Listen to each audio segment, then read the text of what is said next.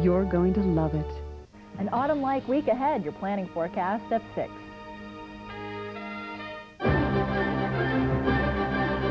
The following is a special presentation of ABC Sports.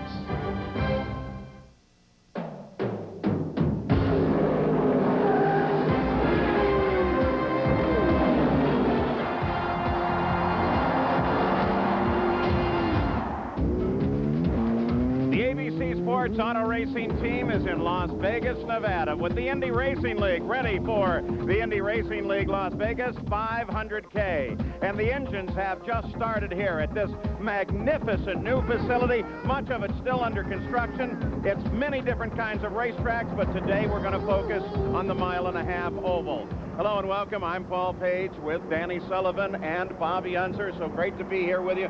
Sun shining here in the desert. We're looking forward to a terrific day, and this track is magnificent. It's going to be good racing.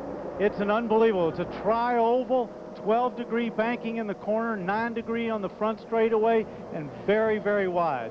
And other than the fact, Danny, that it's been dirty because it's just been freshly constructed, it's going to be raced today at 3 abreast, 3 wide, which means we're going to see some of the best racing, I think, that we've seen all year. One thing that we have seen here is blinding speeds thus far. Well, in practice, Arie Luyendyk led the field, as he did in the race, for qualifying at 230 miles an hour.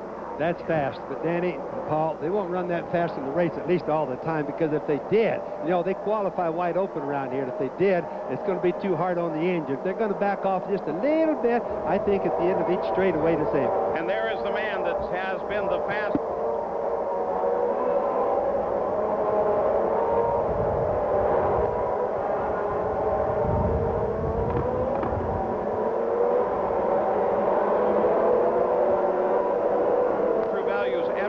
Manager awarded a check for $10,000 to Brad. True Value, the official hardware store of the Indy Racing League. There's Arie, and there is the award of the check. And that means that the pole position, of course, goes to Arie Luyendyk. He won the race here in Phoenix, or at the Phoenix, for the pole position. And as we take a look at the front row, alongside will be Tony Stewart.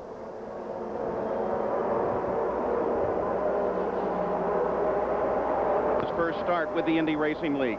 And Buddy Lazier, the 96 Indy 500 winner. In the third row, Davey Hamilton. This is his best starting position for the driver from Idaho. Alongside, it'll be Mike Roth. In row 4, Scott Sharp, the winner of the season opener at Loudon, and Richie Hearn, who finished third at the Indy 500. In row 5, Roberto Carrillo. In row 6, Johnny O'Connell and John Paul Jr.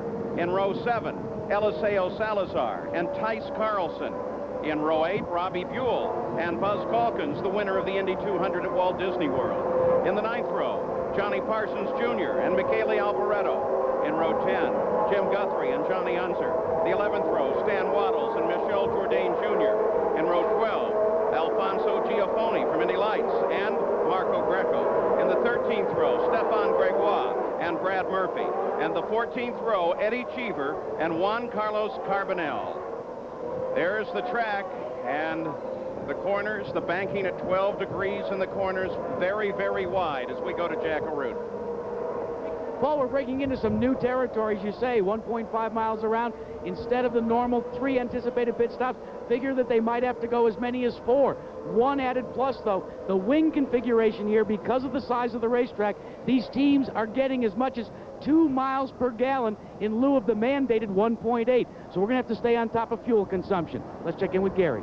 End of an era today, Jack, for John Menard and the Menard Racing Team. For a decade now, they've worked what initially was a stock block Buick power plant into their own mark, the Menard engine. But of course, the rules change after this race. It'll no longer be part of the racing scene in the Indy Racing League. John Menard has never experienced victory with this new setup, with this engine. Today, with Mark Dismore and Tony Stewart, they know they've been competitive in every event. They want so much to end this era with a triumph. Paul?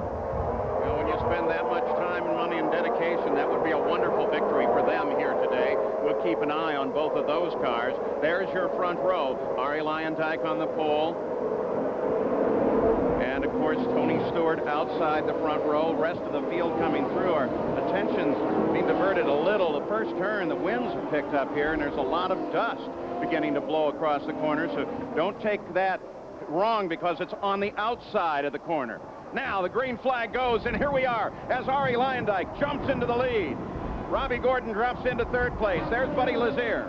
Now there was something that really surprised me. Tony Stewart, who starts so many dirt track, sprint car midget races, got beat to the starting line by Ari Luyendyk. And now Robbie Gordon makes a move on Tony Stewart. And Gordon, coming down low, gets into second place. Stewart's obviously got his power turned back too far. He's not up to full power yet, because remember that Menard probably makes at least 100 more horsepower than the other one.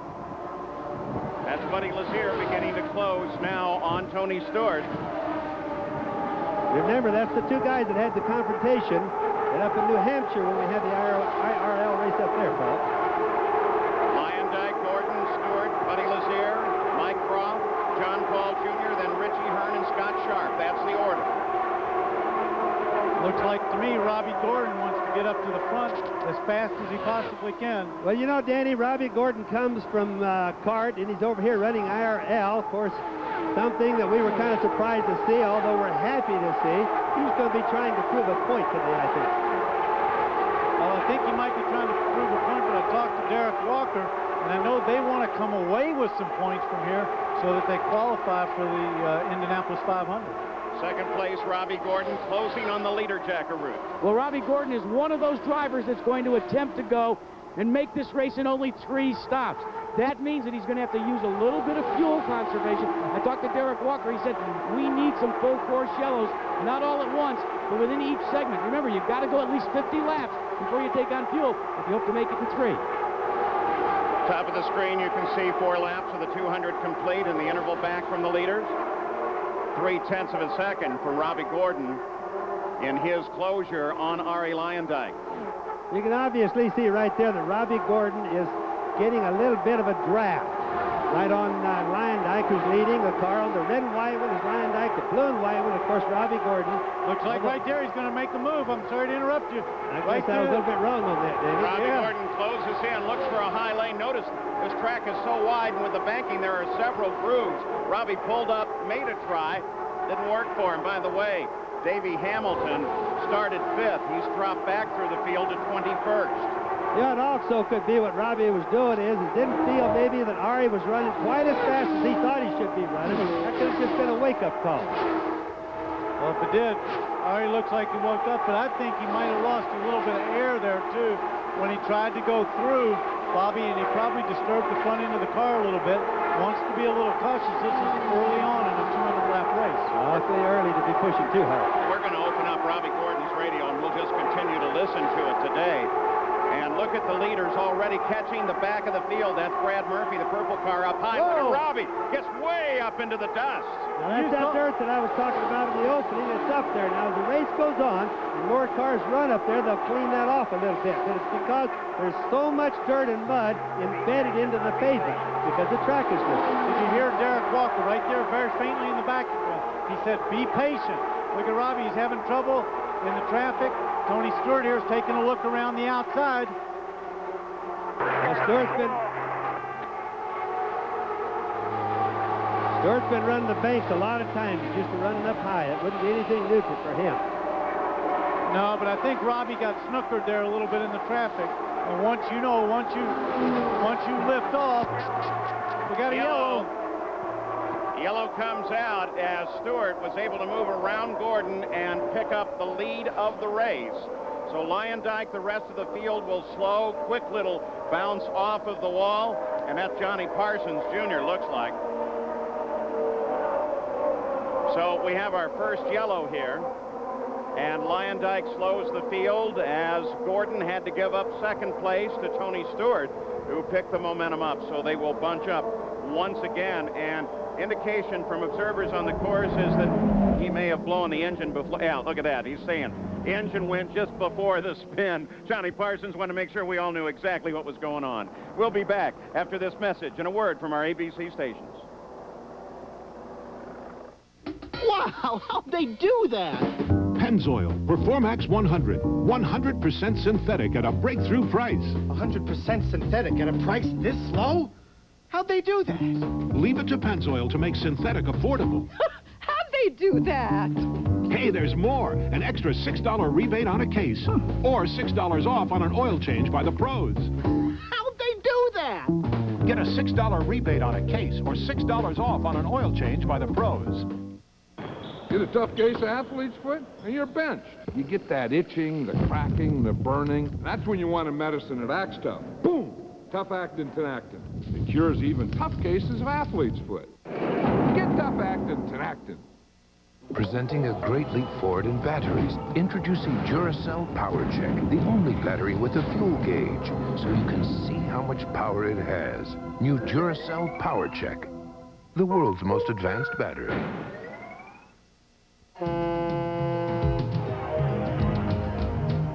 Some people feel the biggest difference between the Regal GS and other sports sedans is the way Regal's refined suspension system holds the road. However, others feel Regal's 36 inches of very generous legroom is something you just have to see to believe. Regal by Buick. The fine line between sport and sedan. First, Goodyear revolutionized wet traction design with AquaTread. Now, Goodyear brings you the first tire with a lifetime tread life warranty. New all-season Infinitread. With high-tensile steel belts and space-age molecular compounds, Infinitread is so durable, its tread is guaranteed for as long as you own your car. For traction, for tread life, for as long as you own your car. New Goodyear Infinitread, the first tire with a lifetime tread life warranty. Call 1-800-GOODYEAR for a location near you.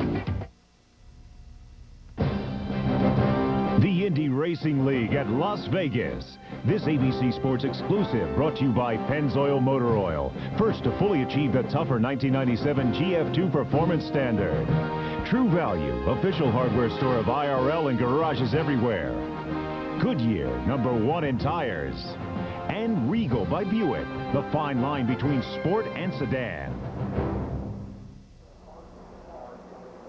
We're still under yellow because of Johnny Parsons Jr. brush with the wall. Tonight on ABC starts with an hour of America's Funniest Home Videos, and then Sandra Bullock, Demi Moore, and Courtney Love guest on the Barbara Walters special.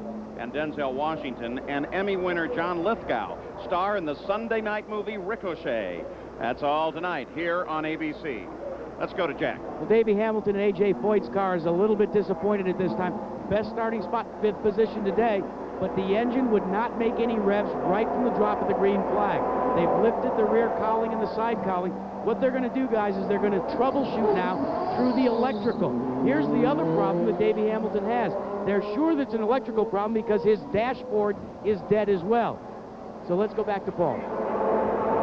Well, there's Davey Hamilton's car, and keeping track of some other people in the field. John Paul Jr. started in 12th and now runs in 5th position.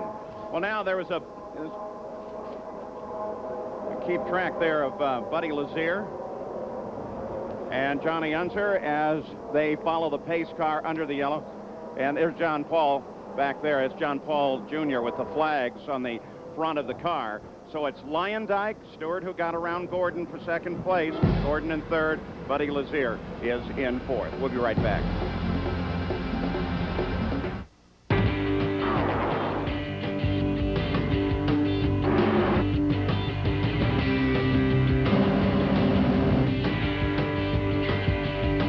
Cars, they're cool. True Value, official hardware store of NASCAR, IRL, IROC, and garages everywhere. Hey, come into True Value and get a gallon of True Value antifreeze and this 16-foot ratchet tie-down from USA Fashion Magic. Great for securing cargo. You're ready to quit. Great. Now, which patch? Single strength Nicotrol? But that means one single step. If you're not comfortable with that, you may want Nicoderm CQ. CQ's a 3-strength program. You start with the highest strength and gradually step down till you free yourself of nicotine. And gradual is the method doctors prefer 4-to-1. Nicoderm CQ. The power to calm, the power to comfort, the power to quit successfully. You've been thinking about getting a digital satellite dish. And thinking some more. Well, think about this. The people at Radio Shack can answer your questions. Plus, now they've got great deals. Own an RCA brand DSS dish with programming for about $1 a day plus installation. Up to 200 channels of select movies and sports available on USSB and DirecTV. Think about it. Better yet, stop thinking about it. Radio Shack. You've got questions, we've got answers. You want real? I'll give you real. All-Pro Guard Will Shields.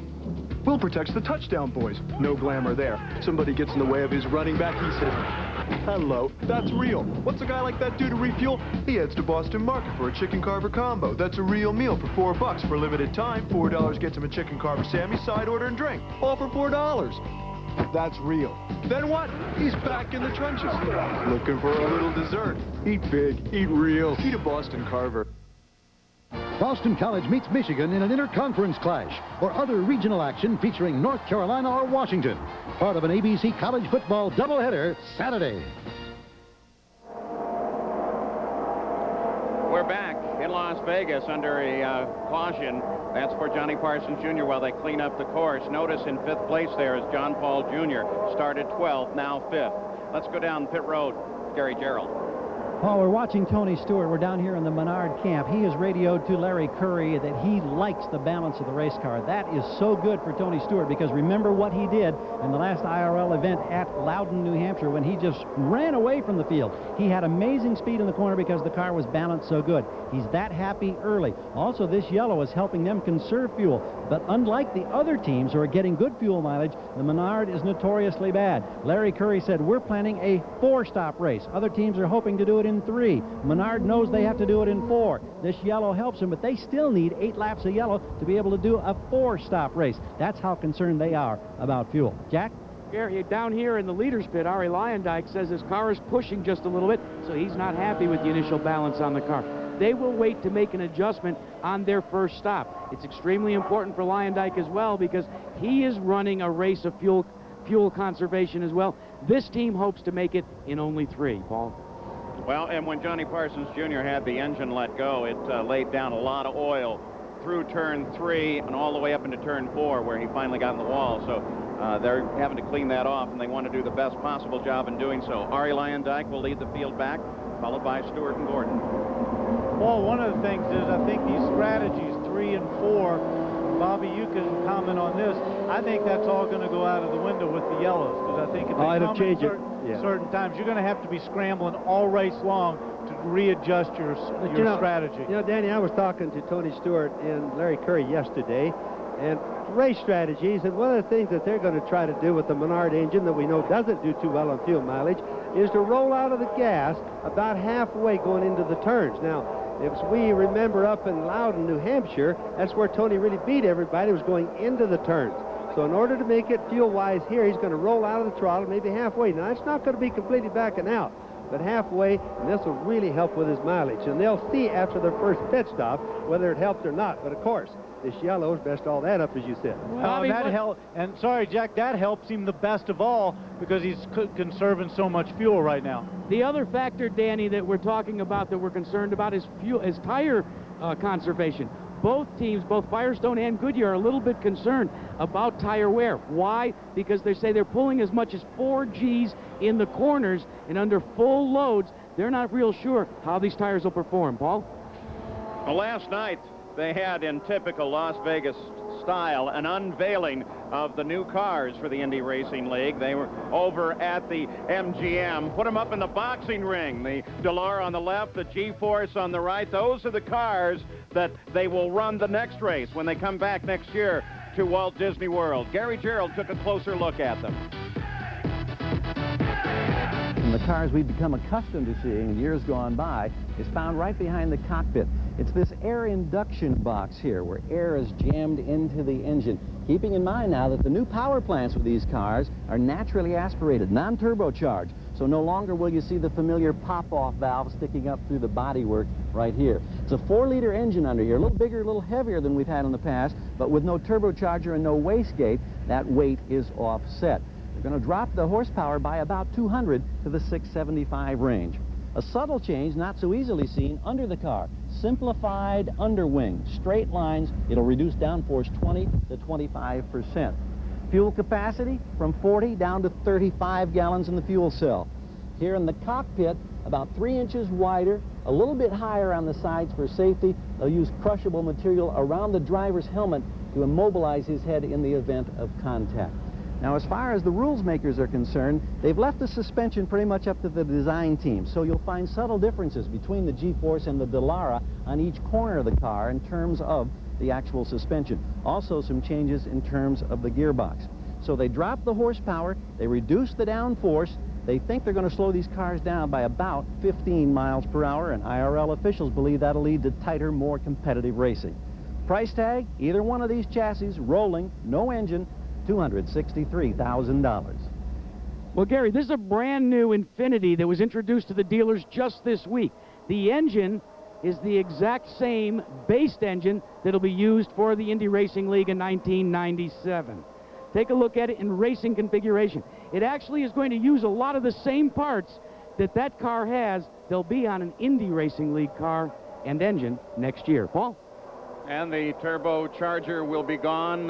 Pop-off valve will be gone. Las Vegas Boulevard, just outside of the racetrack. That's the traffic still trying to get in here. Not because of any problem with the track getting the traffic in. It's just that big a group of people trying to get in both here and on the freeway, which is just on the backside of the track. An enormous line. It's Nellis Air Force Base just across the street, literally, from the track here. So from time to time, we'll see Air Force fighters lifting off from the surface there. So about everything you could want. Great racetrack, the IRL, and, of course, the fighter jets on the far side. Danny, you and I are probably going to move here, right? I like the view, especially where we're sitting.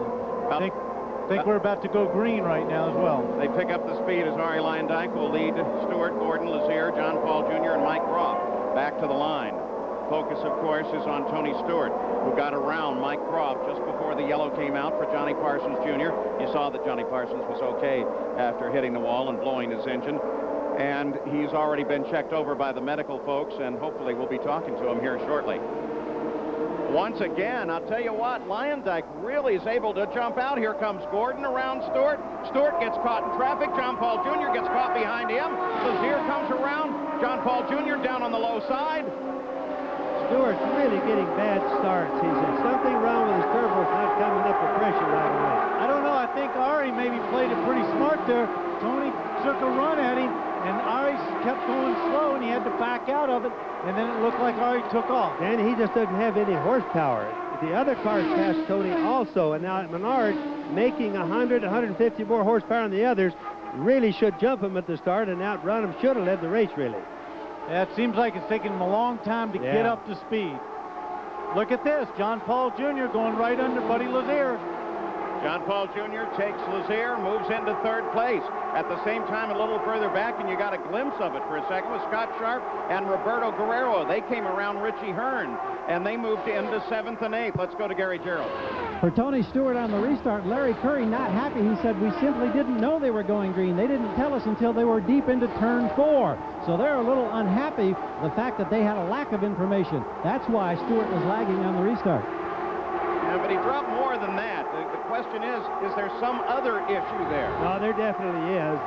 He's just not getting his turbo pressure up for some reason. But, you know, when we watch the slower cars, or not slower cars, but the different guys like John Paul come up and make so many position gains, remember, each team is negotiating and planning between 3 and or 4 pit stops for this race. So different ones have different ideas right now on how their race is going to go. Well, and here comes Stewart.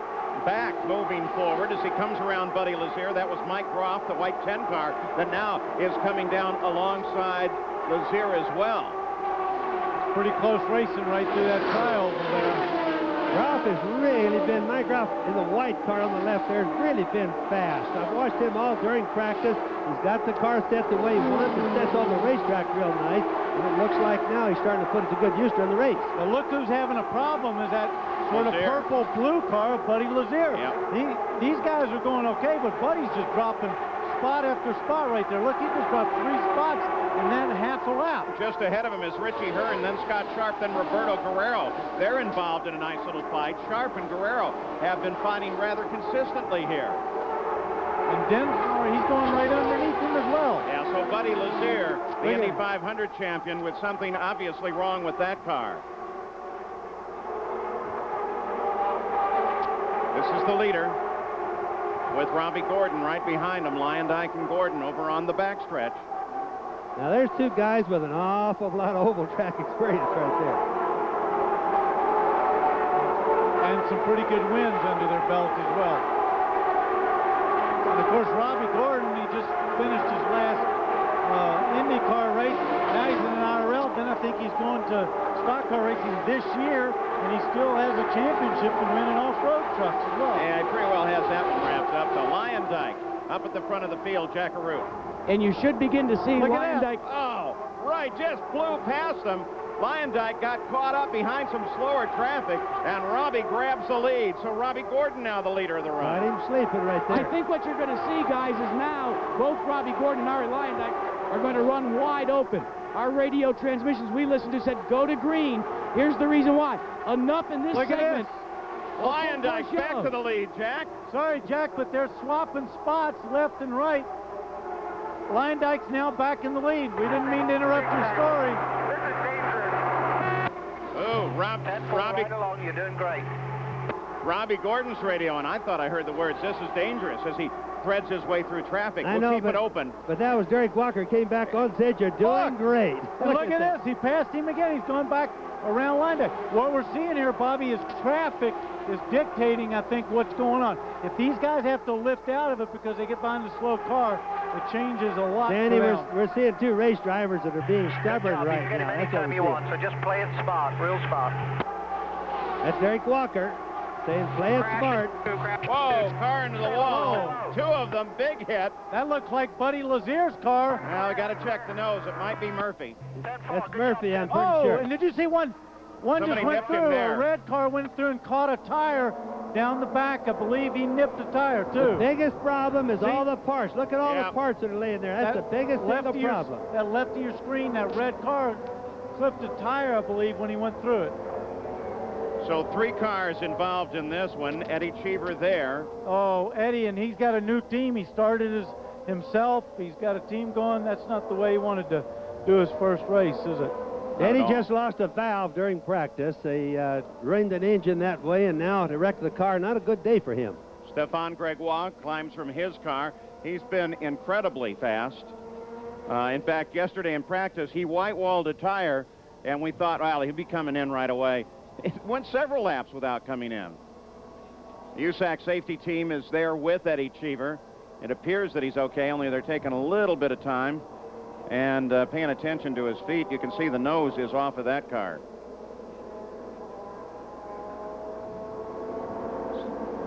Let's take a look at this one, Danny. This is turn 2.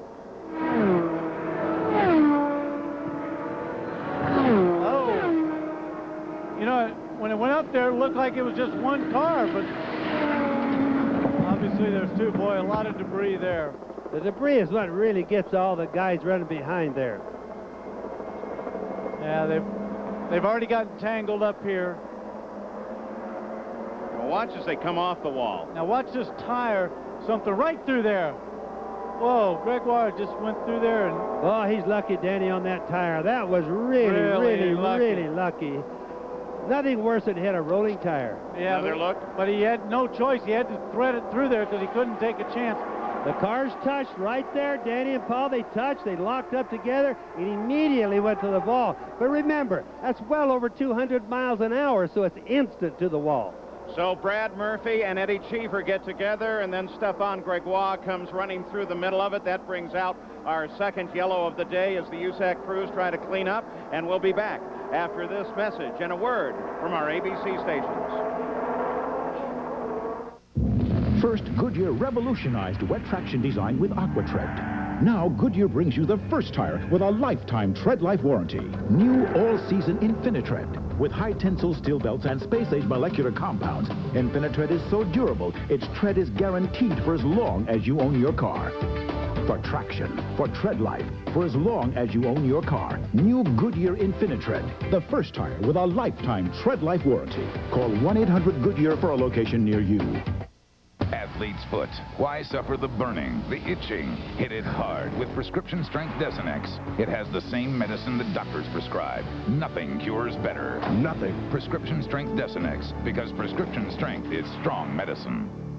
I really do have dandruff, so I did it. I took the Dinerex test. Dinerex tingled. Head and shoulders, nothing. All these have effective dandruff medicine, but Denerex has something extra that tingles, feels fresh. You won't see me scratching my head in Miami. Denerex, the serious dandruff shampoo.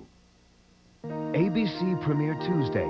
Sooner or later, every family has to deal with it. You think I'm going to talk to you about my sex life? Now it's the Taylor's turn. Sex life? And a little thing called love. How old were you your first time? What? Nails the tool man to the wall. 37. They're bringing down the house on the season premiere of Home Improvement. Then they're saying Spin City has Hit City written all over it. Who said that? TV Guide. Well, I'd watch it. Spin City premieres ABC Tuesday.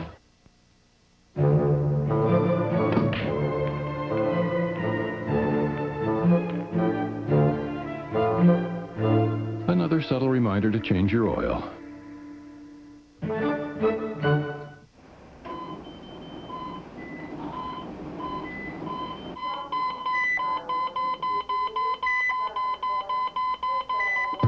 Another subtle reminder to change your oil. Q-Lube, the quality of Quaker State and an oil change. Hi, this is Terry Holiday. Join me weeknights on Classy 99.9. Yes, Terry, I would like to dedicate some songs. When words alone can't express your true feelings, let some of your favorite songs help you out. I'm a hopeless romantic, and I know that one day I'm going to meet that special guy. I look forward to hearing from old friends and making new ones. I'm delighted to be able to talk to you tonight. Voices in the Night. I've been thinking about her, so I wanted to have play. Only on Classy 99.9, continuous soft hits. A former chief once again skates in Spokane. The story at 6.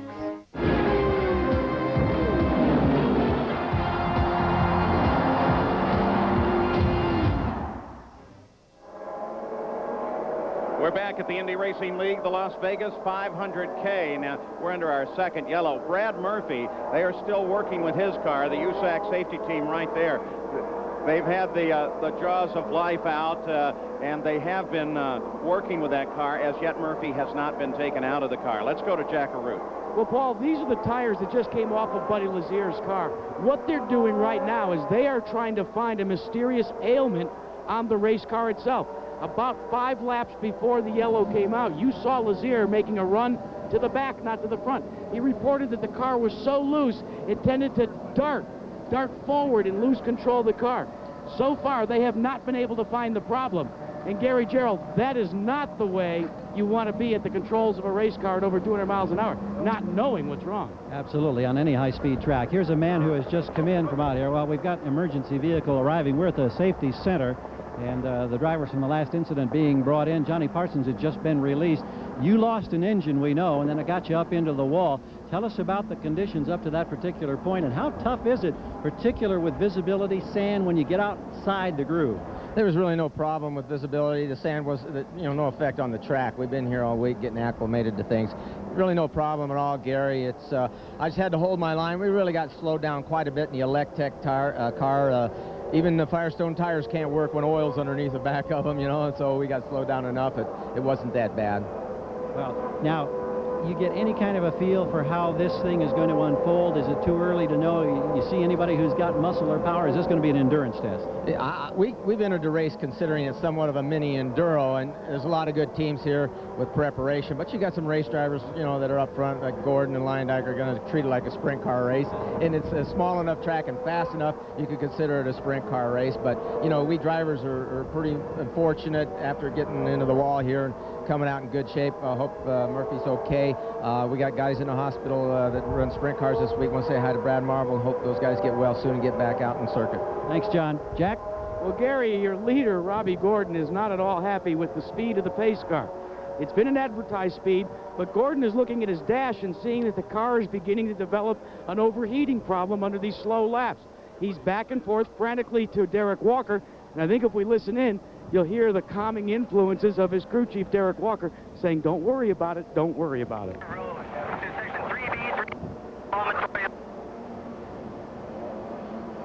Yeah, he's over on the backside of the race course, so we're not hearing the radio as clearly as we could. The 27-car Jim Guthrie, they're going to penalize him, stop-and-go penalty for violation of the pit speed limit, which is 80 miles an hour here. Robbie Gordon will be the leader of the race on what looks like it's going to go quite a bit longer on yellow here. And you saw a moment ago the indication that Brad Murphy was out of the car being taken over to the ambulance. Now, tomorrow night, Al Michaels will host an action-packed, heart-stopping primetime special showcasing the greatest sports moments of all time. And I think you find A.J. Foyt will be part of that. And then Jim Kelly and the Buffalo Bills travel to Three Rivers Stadium to avenge last year's playoff loss against the AFC champion Pittsburgh Steelers on ABC's NFL Monday Night Football. That's all tomorrow night, right here on ABC. And on Brad Murphy, there they are loading him into the emergency vehicle out on the racetrack. We'll be back with more from Las Vegas.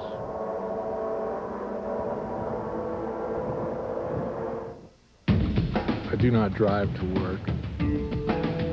I do not drive to get from point A to point B. I do not drive to run away from the world. I just love to drive. The new 1996 Monte Carlo. Personal space from genuine Chevrolet. The cars more Americans trust.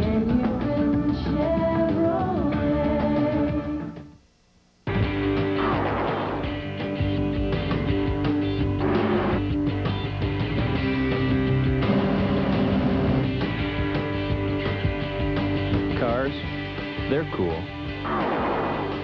True Value, official hardware store of NASCAR, IRL, IROC, and garages everywhere. So hey, come in the True Value and get Pro Lift's 2.5-ton heavy-duty service jack.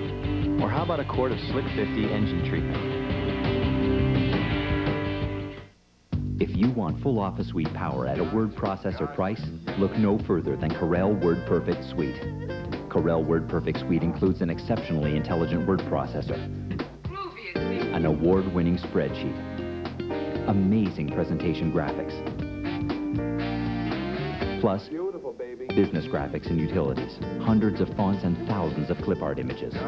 Corel WordPerfect Suite delivers office suite power at a word processor price. Wow, how'd they do that? Pennzoil Performax 100. 100% synthetic at a breakthrough price. 100% synthetic at a price this low? How'd they do that? Leave it to Pennzoil to make synthetic affordable. How'd they do that? Hey, there's more. An extra $6 rebate on a case. Or $6 off on an oil change by the pros. How'd they do that? Get a $6 rebate on a case or $6 off on an oil change by the pros. We welcome you back to Las Vegas. A disgruntled and upset Eddie Cheever has just walked in and out of the medical center. You're obviously okay physically, but I know you're not happy with what happened. Can you tell us what happened? I don't really know. All I know is that I started in the back of the grid. I was working my way up, and I got hit in the back by one of Helmgren's cars. I don't really know who it was. A stupid mistake. I really don't know what happened. Maybe he had a problem. I mean, there's a lot of room out there. There's no need whatsoever to run into the back of somebody. I'm very disappointed, and what else can I say? It's happened 3 times this year, and I'm getting real tired of it. But I guess that sort of stuff happens in racing. It's great to be here in Las Vegas. It's a beautiful facility, and I was looking forward to the race. My car was running well. We had some problems in qualifying, but we were going to the front, and I'm mad. Very mad. Thank you. That's the story from Eddie Cheever, Paul. Yeah, and here is Tony Stewart into the pits. They changed the tires, precautionary, of course, making sure with all of the debris that has ended up on the fuel. Reset your. They're talking to Tony Stewart. We have his radio open. Nice job. Nice job.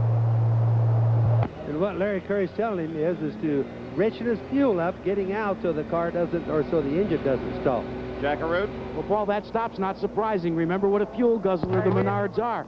Now, the leader of the race, Robbie Gordon, his team owner here, Derek Walker, you've been asking Zach to make the pace car go a little faster. Why? Well, the engines are getting a little too hot in this temperature at the speed we're going. We need the airspeed through the radiators to keep it cool, so we just wanted to step it up a little bit. What about the scenario now? A lot of full course yellow, at least in this segment. Where does that put your first stop window? Well, obviously we'll update it depending on how many yellows we get, but it's almost guaranteed if everything goes according to plan to be a 3-stop race now. We've had enough yellows, so we don't know exactly whether it's 50, 55, somewhere in that region. Guys, I don't know. Sometimes I think that's an oxymoron if everything goes according to plan. It certainly seldom goes according to plan. So now behind the pace car will be Robbie Gordon, then Arie Luyendyk, Mike Groff, Roberto Guerrero. We are waiting for word on Brad Murphy, also waiting to talk with Stefan Gregoire. Since we saw him almost hop and run out of the race car, we presume that he is okay, but we'll be waiting for official word. Again, when we go back green, Jim Guthrie will receive a stop-and-go penalty. Pit speed limit is 80 miles an hour. Observers reported him at 105 miles an hour going down the pits. That's not just breaking the speed limit. Yeah, well, that's just slightly. They'll usually give you about 5 miles an hour, and then, that sounds then like, they get a little upset. That sounds like Bobby on Interstate 15. Yes, I mean... Let's go to the pit side and Gary Gerald. Another driver just released, Stefan Gregoire. I know it was a very close call for you, threading your way through that debris. Yes, it was impossible to me to pass through, you know. I had only one way to go, and it was between both cars, and it was not enough room to go through, and I hit a little bit a ditch shiver, I think. I don't remember exactly which car, and I spin with my car, you know. So it's a shame. The track is very dirty outside. As soon as you go out of the line, you get loose, and it's impossible to touch the brake. So it was my case. I was not able to touch the brake. It was hard to break down my car. So we've been watching the replay of that particular incident. It could have been much, much worse, I'm sure. Absolutely, I was the dangerous one, because if I would have, crashed in Brad, for example, it would have been very bad. But fortunately, I was able to go through. Thank you, Stefan. Thank you. So Stefan Gregoire joins Johnny Parsons Jr., Brad Murphy, and Eddie Cheever as being listed out of the run. Well, you could see he caught Eddie's right rear with his right rear. Luckily, it wasn't any more severe than that. And there still is a rather extensive cleanup to be done as we look over onto the backstretch. Jack? Well, the investigation on Buddy Lazier's mount seems to have identified what the potential problem is. And that is not good news, guys, because they think it might be a broken engine mount. Boy, that just shows you what the high bank tracks, the tracks that are so fast, put so much strain on them right there. Let's go to Gary Gerald. Here's Dr. Henry Bach now, who's come out of the medical center. Can you tell us about Brad Murphy? Brad Murphy is awake and alert, and he is stable. He has some pain in his right thigh. We suspect he may have a femur fracture on that side. He's going down to the University Medical Center for further tests down there. Thank you very much. Thanks, Jerry. Well, that is terrific news. We were a little apprehensive considering the length of time they used to take him out. But, of course, the safety team, their whole idea is to take your time and not cause any additional injury to the driver by removing him too quickly. Well, USAC has all of the crews out trying to get the racetrack cleared up as Robbie Gordon continues to circle behind the pace car, hoping that they will pick the pace up of the pace car. First, Goodyear revolutionized wet traction design with AquaTread. Now, Goodyear brings you the first tire with a lifetime tread life warranty. New all-season proven to regrow hair. Are you ready for some football? Jim Kelly and the Buffalo Bills tackle the Pittsburgh Steelers in a battle of AFC powers on ABC's NFL Monday Night Football. Join host Al Michaels for a look at the magical, the memorable, and the greatest sports moments of all time. It's all Monday night on ABC. We're back with the Indy Racing League, the Las Vegas 500K, still under yellow. Let's go to Jack. Well, Paul, let's show you what we're talking about as far as wing configuration here. This is what's called a short track wing. All the cars are using it. See this element here? Now, normally this element would have an angle of attack to it. But this is the spare for Scott Sharp's car. See how flat it is? It literally reduces the drag on the car, but it also reduces the downforce. That's the configuration for both the Foyt cars and several other cars. Now, I saw something historic just a couple of minutes ago that happened with A.J. Foyt. AJ wanted to bring his car in, Scott Sharp, take a gamble and take on fuel and hope that there's more extended cautions. Scott Sharp came back on the radio and said, AJ, I don't think it's a good idea. He explained his reasons why, and all AJ said is 10-4. Oh, that's good. That shows that Tex is trying to work with his driver a little bit, doesn't it? Oh, I'm not going to say that he's mellowing. A little bit more explanation while we're under yellow here in Buddy Lazier's car. You hear that his motor mount broke in his engine, but his motor mount is part of the frame. Remember, the engine is part of the frame. So when the engine mount breaks, the frame really broke.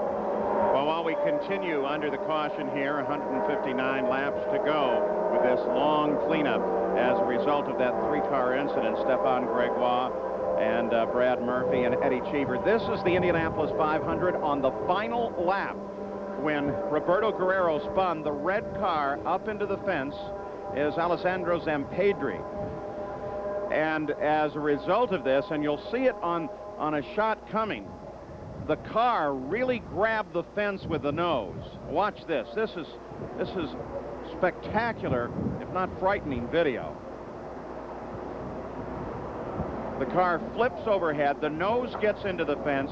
It caused severe trauma to his feet. Here you get a real good idea watching the red car as it goes up into the fence. It's got nowhere to go there. And so very serious injuries as a result of that. But Gary Gerald, the good news is that he is here at the track and feeling pretty good. Well, Paul, we're delighted to be able to sit here and spend a moment with Alessandro. It's been such a long time since the end of May, now the middle of September. This is your first time to be out at a racetrack, and you're smiling, and I know you've had devastating injuries to your feet, but yet you've been so positive, and tell us how things are coming along right now. Well, Gary, thank you, and yeah, it's been very exciting being here. It was the first time not only that I'm going to a race, but that I'm living in Indianapolis, and it's a very nice feeling seeing a lot of friends and fans that they've been so close with me all this time. Yeah, it was tough at the beginning, but now, you know, I'm on the way to recovery, and I'm just looking forward to be healthy again and drive a race car again, and that's all that matters. You know, you have to be strong with your mind as much you have to be working out to get back. You have all of this apparatus down here on your left foot and leg, and I understand you're going to get rid of a lot of this in about a week's time? Yeah, Dr. Scheid, my doctor, is going to take it off next week, and hopefully with the next things they're going to put in, I'm going to be able to put weights on that leg too. So the right one is okay, the left one is going to come along, and I'm really hoping to give myself a nice Christmas present to be able to walk by then. How about race car driving? Is it still in your future? I've heard stories that you want to do it more. Yes, I want to do it more with MyJack and all the people. We are working hard to get back, and my goal is to be back at Indianapolis 500 next year. And yes, I want to do it again because that's my life. I did it so long. I proved at Indianapolis 500 that I can be up there when you need to, and that's what I'm going to go for it. A lot of support following you all the way. We wish you the very best. Thank you, Alessandro. Thank you very much. Bye, everybody. Jack? Well, Gary, that certainly is good news, and there was some good news for Tony Stewart and Larry Curry as well. During that pit stop, Larry, you discovered a pinhole in a tire. Yeah, we knew that he went through a bunch of debris, and we wanted to play the yellow out. You know, we knew it was going to be long, and we wanted to pit towards the tail end of it. Well, he's talking to Tony right now. He's monitoring in. That's one of the things when you're doing an interview like this. 10-4. But anyway, so we brought him in, and sure enough, we had a puncture in the right rear, so we dodged one. Right? Now, you have no choice. You've got to make it in 4 stops, right, because of fuel consumption? Yeah, I mean, the way our strategy was last night, we have to do 4 stops. Well, we're going to go back to green in just less than 1 lap, guys. Well, so that stop was more than just precautionary for all the debris on the track. It was, in fact, needed. The next time by, it'll be 1 finger. I think 1 finger is what Larry Curry is telling Tony Stewart there, but I think that was a precautionary on purpose. Man, you just look at all the debris was on that track. These guys had to go through it. These tires don't have tubes in them. They're also very, very thin tires, so they're easy to puncture. Well, now you look from Tony Stewart's position back 11th is his position in the field now. But Tony, you can go ahead and get yourself ready to go, buddy. You put it in whatever gear you want. Get it cleaned out, and Let's go up, once you get settled in, let's go up 1 more inch on the boost. +1 on the boost.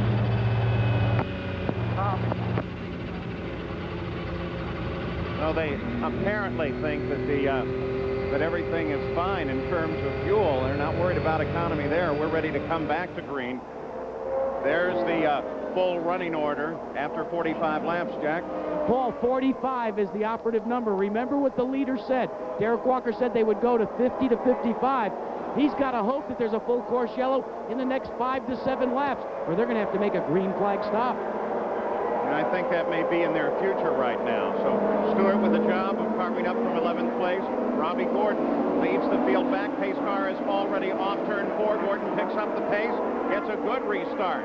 As the green comes out, Lyondike chasing him, followed by Mike Groff, Roberto Guerrero, Scott Sharp, and Michel Jourdain Jr. now in 6th place. I think what happened when we heard Tony Stewart's boost, he says, Larry Curry says, come up 1 inch, shows us the reason he's had those real slow starts. They've had the boost way back on it, just like we thought a little bit earlier.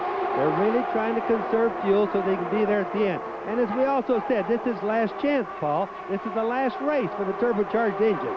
The white and blue car is Scott Sharp. That's Michel Jourdain Jr. The other car not a factor in this run at the front of the field. And John Paul Jr., that black car with beautiful yellow flames on the front of the car, is now beginning to close in as well on board Scott Sharp.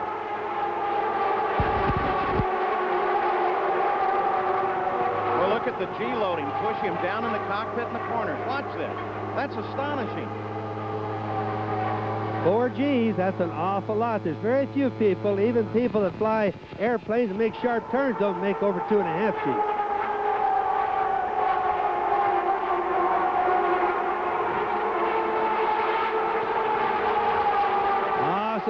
Awesome turn speeds.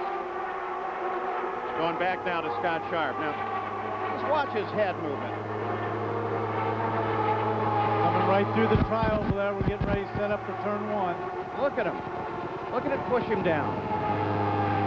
And remember, there's more sideways than there is going down. Look at him come up and go back to the back straightaway there.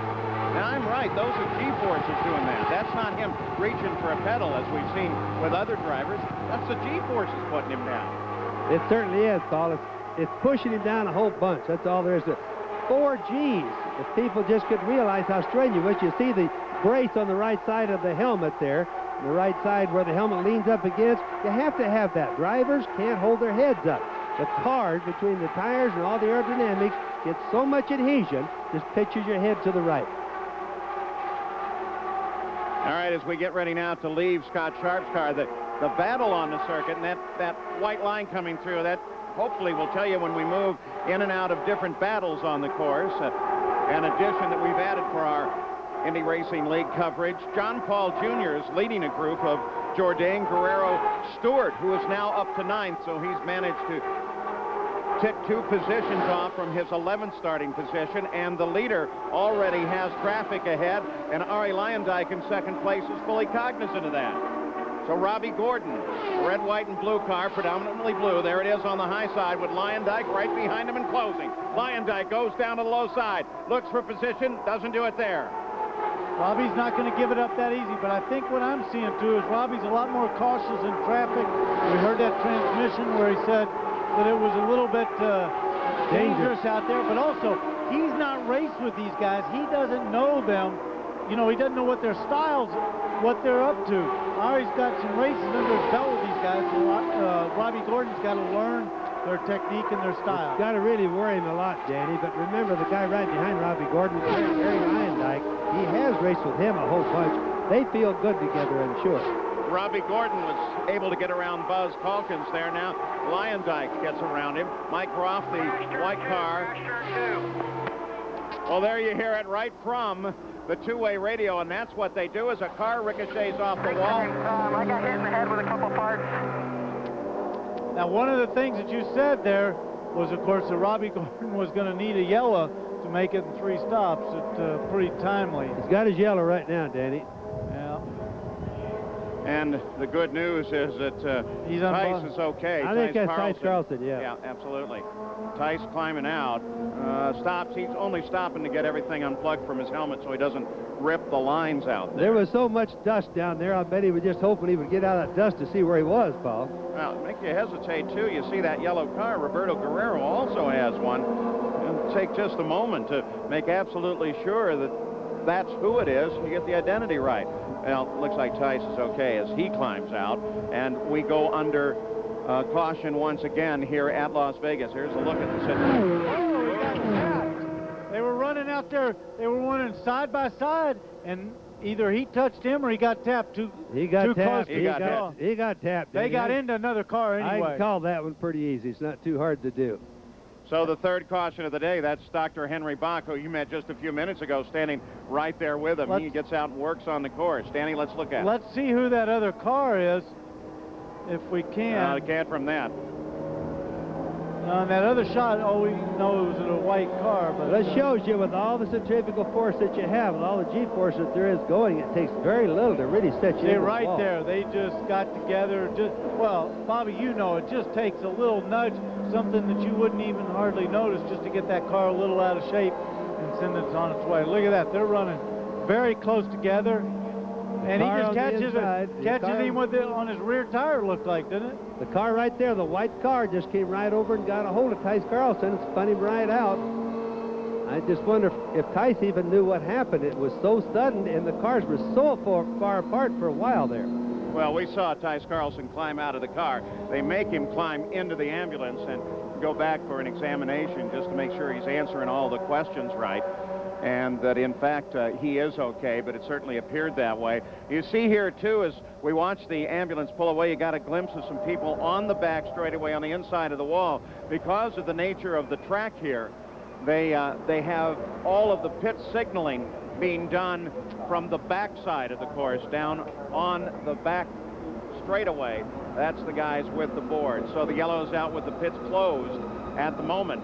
And one thing we did see was all of the debris that came off of this car as well. So again, the question comes, what will the tire condition of the guys who are running through there be? Well, some of them, for example, like Robbie Gordon, we're going to expect when the track looks like it's going to open again, they're going to come in and make a pit stop for two reasons. One for fuel, the other one, just like you talked about, Paul, they're going to have to check, make sure that they don't get a little piece of carbon fiber or something in their tires. Third caution of the day for the Indy Racing League, the Las Vegas 500K. And there was that radio transmission, too, that he got hit with something in the head. And I don't think that affected him, but sure, if there was that much debris around, it sure could have gone as well over the car as it could have gone under the car or gotten one of those little punctures. Down to Jack Arute. We're talking about getting hit in the head for Robbie Gordon. The other concern that Gordon and company have is what did that debris do to the rods, the control rods, and the steering mechanism. Now, you listen to Derek Walker. He's bringing Robbie Gordon in, looking for his marks. Ari Lyondike is going to pit as well, so it's a 1-2 tandem right now. Look okay, Dan. Radiators look good. They've added some front wing to the car. They're changing the wheels. What about you, Gary Gerald? Making changes on Lyondike as well. We anticipate a move up toward the front wing. They're holding, don't see the move. Now they finally get him clear. Oh, 15 seconds, 15 and a half. A little hesitation with a problem with the back slowed him down just a bit. Jack? A very quick stop for Robbie Gordon, though, Gary. He was in and out in almost 11 seconds because all they did was add the fuel, change the tires. No problem with the steering mechanism that they could see. So Robbie Gordon comes out ahead of Ari Lyondike, missing that chance. We'll be back to Las Vegas after this message and a word from our ABC stations.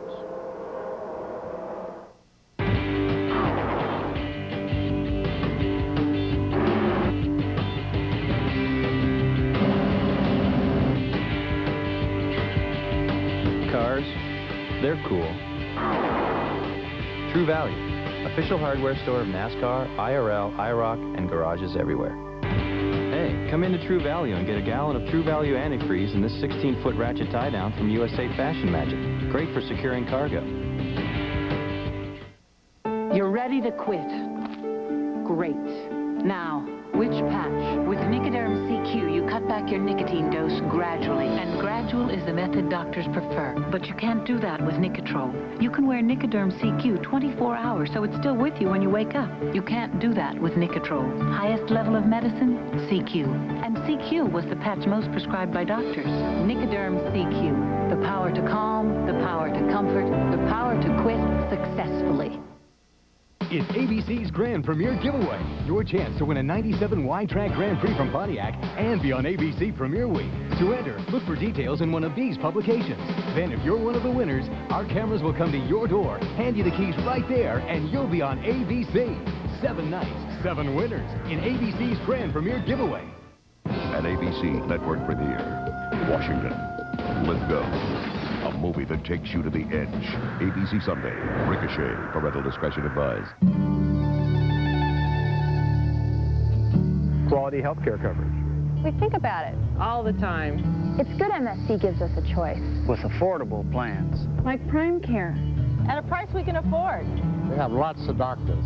From MSC. They're here in Eastern Washington. About 60 years. From MSC. They're local. Local people making local decisions. Just like us. Just like us.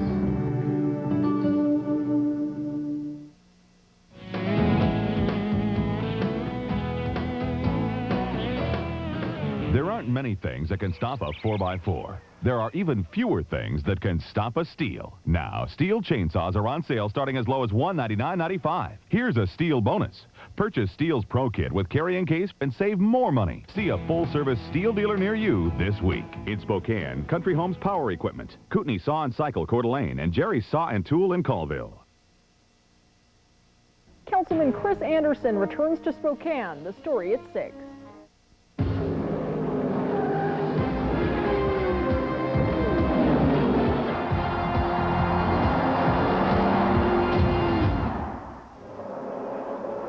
Well, the third caution of the day is still out here at the Indy Racing League Las Vegas 500K.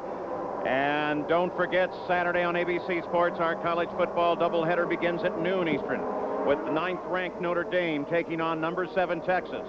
And then at 3:30 Eastern, Boston College battles 11th-ranked Michigan, or other regional action. And for those of you on the West Coast, Oregon and Washington State at 4 o'clock Pacific. Check your local listings for your game on your ABC station and the games available from your cable operator Saturday on ABC Sports. We'll go down to the pits again, Jackaroo. Well, Paul, we've got a little bit of a problem with your leader one more time. Now, when you come into the pits, you see the lollipop board that comes down. It always says reset the meter. There's a little button on the dashboard that the driver has to do to reset the fuel metering. Now, what that does is tells the driver how many gallons of fuel are left in the cockpit between fuel stops. That reset button did not reset the dash. So Robbie Gordon is driving without that information right now.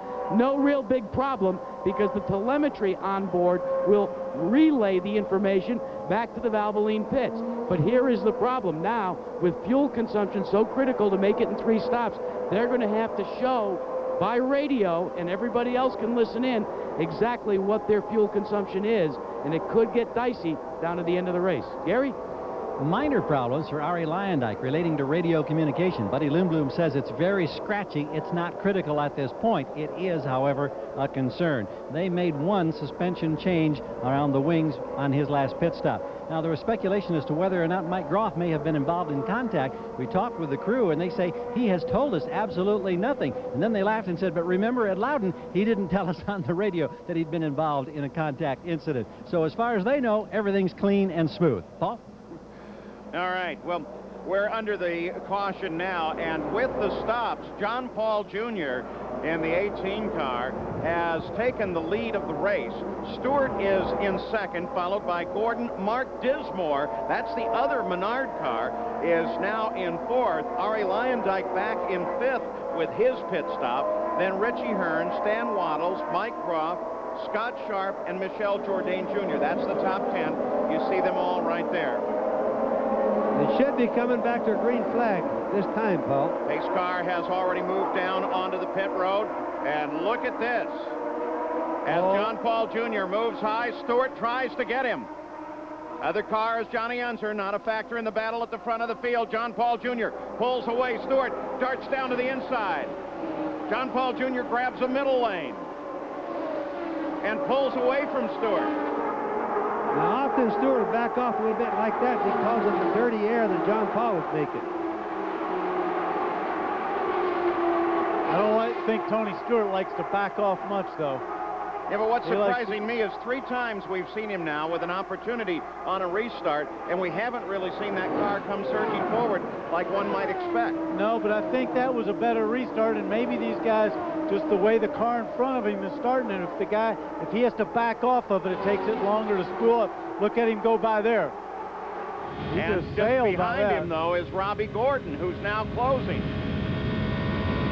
You know, another interesting point is that John Paul Jr. also has a Menard engine. Not the Menard team, but the Menard motor, certainly. And at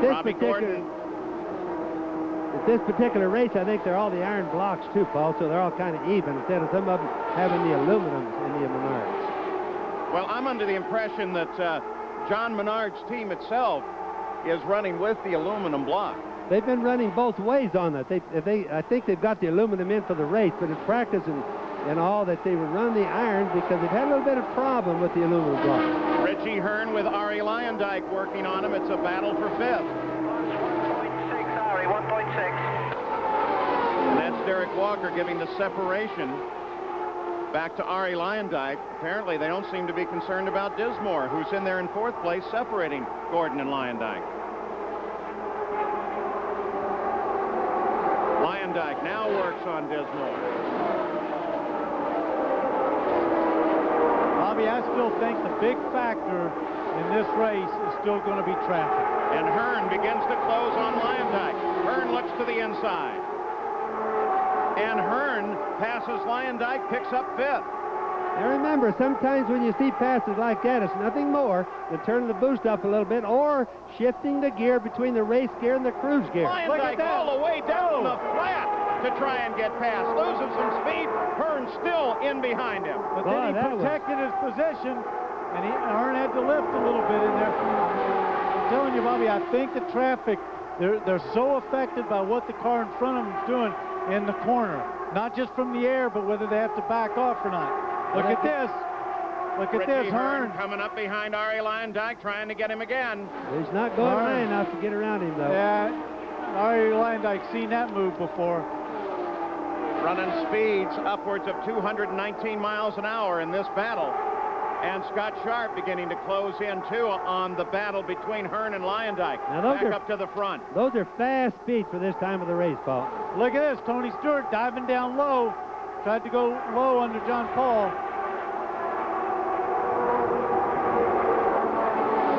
What happens, too, when you get in a battle like what we're seeing with Lyondike, that actually slows the car up, so the car behind him is going to have a little cleaner shot to get to him.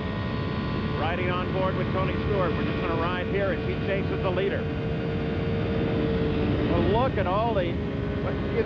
that looks mostly to be tire debris that we're seeing catch the screen in the corners there, like it's just peeling right off the tire and onto the lens. But there's also an awful lot of dirt. This track is dirty. It's the first race it's ever had, and just now getting clean between the tires. And you got to remember, the sun is really beating on the racetrack. That makes it hard on the tires. And Bobby, you saw that car that went up high there, right in front, throwing up the dust, all of that stuff, all that dirt and everything. That lens is grabbing all of it. Going to wear our camera out, I'm afraid, before this race is it'll be fine. John Paul Jr. now with Tony Stewart attacking him, trying to move to the inside, battle for the lead. John Las Paul Vegas 500K, the Indy Racing League, can't do it. John Paul just keeps his leg in it right in the middle of the corner. He's going to make Tony earn it. And one thing interesting, John Paul Jr. is on Goodyears, and Tony Stewart's on Firestone. So the battle right now is at the front of the field. The only other contest going on is Ari Lyondike still has Reggie Hearn right behind him and working him. And a little further back, Eliseo Salazar is now trying to close on Roberto Guerrero for 10th, but the key battle is right here at the front of the field. So we'll keep track of the run for the lead here. Let's go down to Gary Gerald.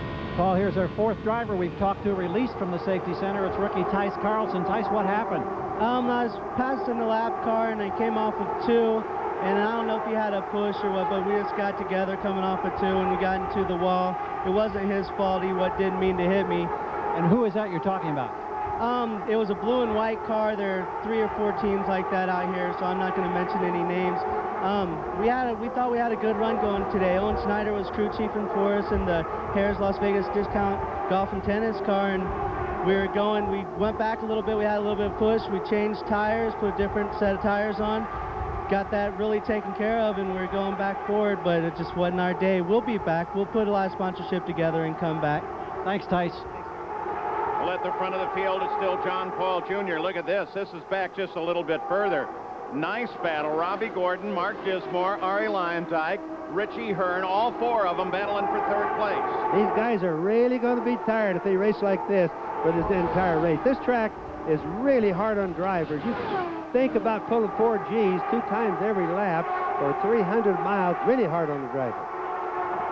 There are the 4. Gordon, Dismore, Lyondike, Hearn.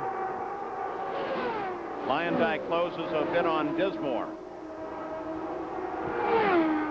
And we got a good example when we saw Scott Sharp's onboard camera about what the G-loading is doing, pushing these guys down into the cockpit. Some massive Gs when they get into the corner, Jacker Root. Well, not only massive Gs, but consider that visibility. You're looking through a driver's lens right now off a Simpson helmet. See how clear it is at the start of the race? Another car into the wall. It looks to be Stewart. Boy, that's the color scheme from Tony Stewart. Tony Stewart. Whoa. So there is part of John Menard's hope going away. Now he has Mark Dismore, who is going to move up to 3rd place as a result of this, the 2nd place car getting in contact with the wall. Oh, what a terrible disappointment. Oh, and especially he was racing for the lead. Looked like they had a good race going. Oh, he's sitting there moving around. I don't think there's anything wrong because the wreck didn't look like it was that bad, but by the same token, he's one bad feeling boy right now. Remember Tony Stewart and his dominant moves at the race at Loudon, the New England race? Boy. And then suddenly mechanical ills take him out of that run. Now an accident takes him out of the fight here as he battles for the lead with John Paul Jr. And so the caution comes out again. They're helping him out, moving slow, but I think, again, that's just a matter, well, he's asking for a little help. Yeah, he might have something wrong with his feet. You know, these cars are awfully tight inside. I know when you see Tice Carlson get out, you wonder as big as he is, but the cars end up getting shimmed right down to the drivers. You know, Bill Simpson and the other uniform manufacturers make the uniform with those epaulets so they can be lifted, so you can actually help a driver out of the car. He's got something wrong with his feet there, Paul. Let's hope he's all right. Let's take a look at how this occurred. We're looking from the onboard camera and see if we can figure anything out at all, Danny and Bobby. Okay, he's going into turn 1 there, Bobby. There's nobody supposed to be in front of him. He lifted off just a little bit. He just lost it. Something could have broken on that car, Danny. That was an awful fast spin. I mean, he didn't just do a real slow lose on that one, I promise. No, that thing jumped around on him real fast. Well, they're being very careful with Tony Stewart as they lift him out of the car. Let's go back to the pitch. Jacker Root, you were telling us, and then we got interrupted. Well, hey, you don't like to hear that about Tony Stewart. He was communicating by radio to Larry Curry, but he was yelling, so we couldn't really determine just exactly if he does have a foot problem. You're looking, as we said, through a typical visor at the start of the race. Now we're going to remove it, and here's what the visors look like at about this point in the race. Now, what causes all of this? You were talking about the tire pieces coming up, but all the drivers are reporting that the grit, the sand from the desert here, comes up and actually pits these plastic visors. Now, these visors are strong enough to withstand a bullet shot at it, but it still will pit. Now, what the people in the helmet manufacturers, and Simpson in particular, have done is they manufactured for this race special tearaways that were several thousandths thicker. The reason, thinking that if the sand came up and pitted the tearaways, a driver could then tear one away and have clear view. All right, well, now the leader, John Paul Jr., comes into the pits under this yellow for Tony Stewart's accident. Sticker tires on the back, sticker tires on the front. Which means new tires. Good time to do it, though, Paul, while you're under a yellow flag. Spins the tires, and the 18 Earl supply car moves back into the fight. Robbie Gordon picks up the lead of the race. Ari Lyondike moves into second. Mark Dismore to third. And Richie Hearn into fourth. There's your leader. We'll be back with more from Las Vegas after this. Wow, how'd they do that? Pennzoil Performax 100. 100% synthetic at a breakthrough price. 100% synthetic at a price this low? How'd they do that?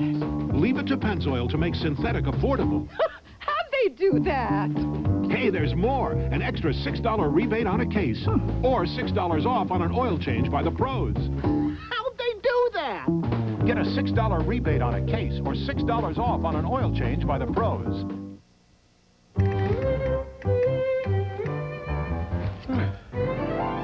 Like finding things? Then find 2 extra Pop-Tarts in the new 8-pack from Kellogg's. From now on, 8 Kellogg's Pop-Tarts for the price of 6. Isn't it great finding things? A tough case of athlete's foot can stop you in your tracks. You get that itching, the cracking, the burning. That's when you want a medicine that acts tough. Boom! Tough Actin Tenactin. It cures even tough cases of athlete's foot. Get Tough Actin Tenactin.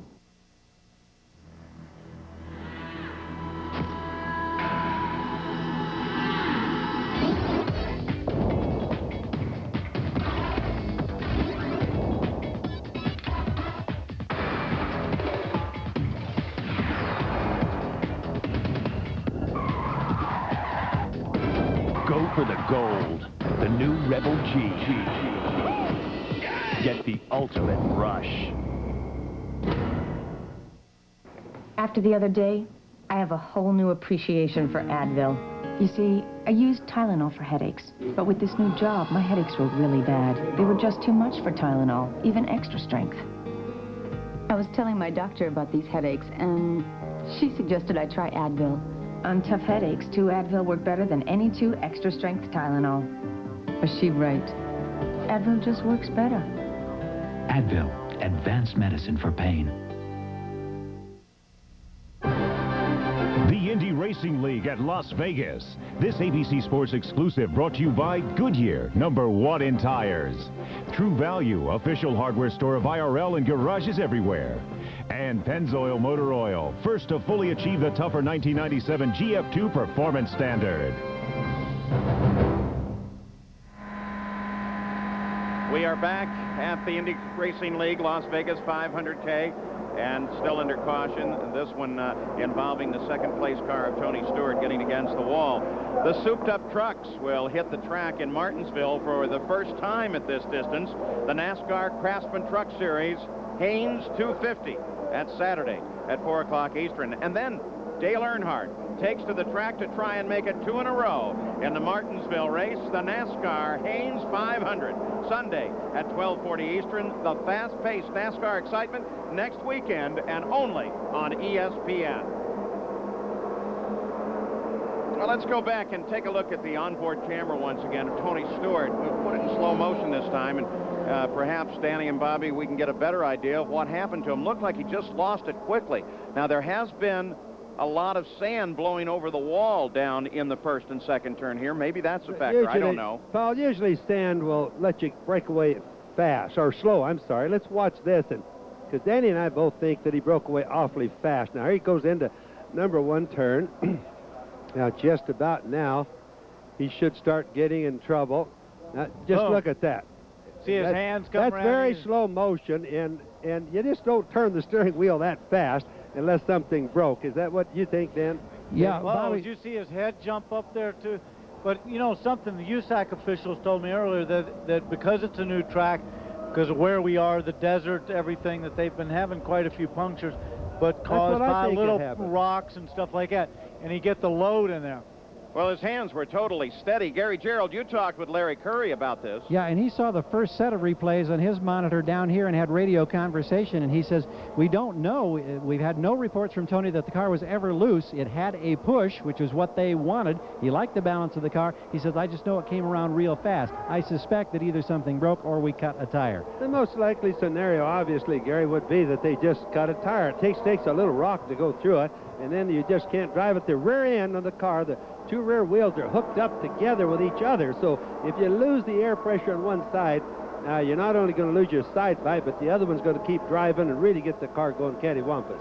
Oh, I was watching his hands very carefully during the slow-mo, and they were steady until suddenly the back end was gone, and then he tried to grab it and couldn't. So the cleanup continues here at the Indy Racing League Las Vegas 500K. There is the way that they will line up when we're ready to come back to the green flag once they have all the dirt and dust off of the track.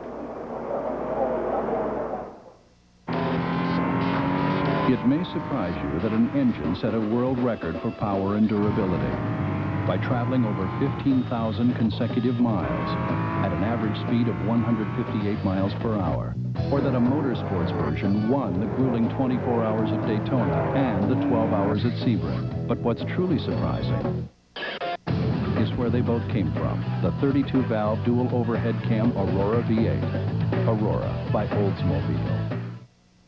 You want real? I'll give you real. All Pro Guard Will Shields. Will protects the touchdown boys. No glamour there. Somebody gets in the way of his running back, he says, hello, that's real. What's a guy like that do to refuel? He heads to Boston Market for a chicken carver combo. That's a real meal for $4 for a limited time. $4 gets him a chicken carver Sammy, side order, and drink. All for $4. That's real. Then what? He's back in the trenches. Looking for a little dessert. Eat big, eat real, eat a Boston Carver.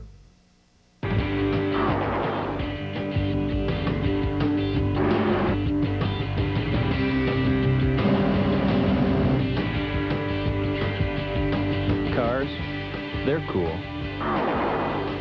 True Value, official hardware store of NASCAR, IRL, IROC, and garages everywhere.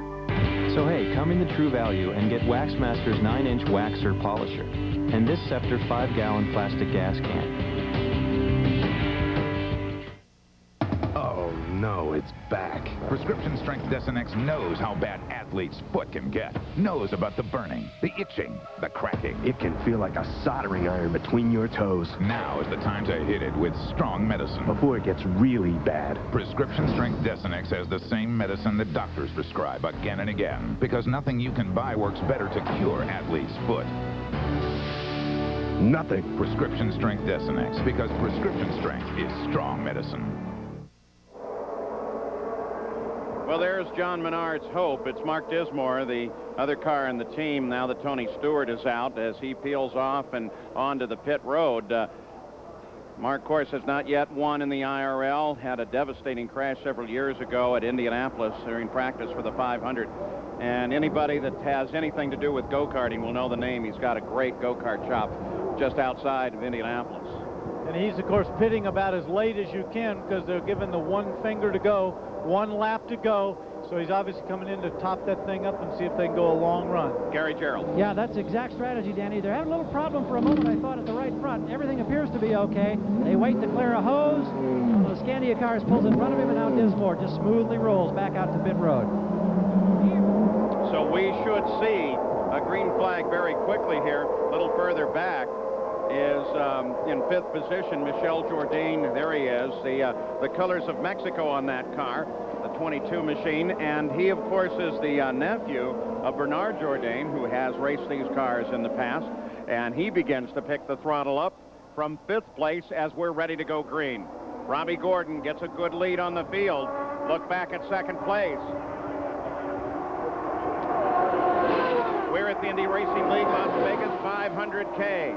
As the fight is at the front of the field, Robbie Gordon is the leader of the race. This is a battle between Richie Hearn and Michel Jourdain, and it has now moved forward to a battle for 3rd place. And Michel Jourdain got him around the outside, had a great restart, high all the way around. That's Ari Leyendyke that sits just ahead of Michel Jourdain. Richie Hearn sitting just behind him in the yellow and black car. Ari Leyendyke is 2nd. Robbie Gordon, and there you get an idea of some of the sand that tends to blow across the track as it blows across the front of our cameras. Over on the backstretch now. Robbie Gordon was the leader at the line by 1.3 seconds last time by. Got a good restart, was able to pull away. There goes Gordon, Leyendyke, and now Hearn tries to make a move on Jourdain. Let's also keep in mind that this sand is a little bit hard on these tires. Hearn gets around Jourdain. Wears the tires out a lot quicker. When you get down to number 1-2 turn where the wind has been blowing the sand out in the track, that's just like sandpaper taking the rubber off. And it looks like this whole group is catching Robbie Gordon. Second, third, and fourth spot are closing in. He got a great restart, Robbie did, but this group has caught him back up. Yeah, Look at Ari Lyon. Last time across the line, Gordon was 0.8 of a second. This time, 0.3, and there they are. They're right there with him. And just look at the different lines the different drivers are taking between Robbie and Ari. You can see a total different concept there. Watching the leader, Jack Arute. Well, Robbie Gordon is conserving fuel right now and is running down on boost purposefully. According to Derek Walker, what they're trying to do is run this window now and stretch this segment. So expect Robbie Gordon not to be running as fast as he was maybe 20 laps ago. Even to the point of giving up the lead, Jack? Yeah, they're not concerned about that, Paul. In fact, you know Derek, he's always saying, be patient, a lot of racing to go. In fact, before the drop of the green, he said, expect Ari to close on you, expect Ari to try and pass. Well, not just Ari. Expect Richie Hearn to be there because Hearn just tried to make a move on the low side of Ari Lyondike. It didn't work for him that time, but Hearn is there and very racing. The Lyondike was doing the same thing when Robbie was off on his power, which they have to be in order to make their pit stops come out right sometimes. Lyondike did the same thing. Now what they can do, just so everybody knows, if Lyondike wants to go by Robbie Gordon right now, he decides on the back straightaway, hypothetically, turns his boost up and zaps him down the front straightaway, or whichever one it is. Or, remember, they have two gears to do this in, Bobby too. Richie Hearn just passed Lyondike. He just blew past him. For second spot. Moves into second and begins now to charge on the leader of the race, Robbie Gordon. And remember, there's only one lap that's really important to lead, and that's the last lap. That's the only one that pays. And still 106 laps to go. 94 laps complete, 200. I think my math worked there. Look at this, Hearn. Driving for John Della Penna, right up, battling with Robbie Gordon.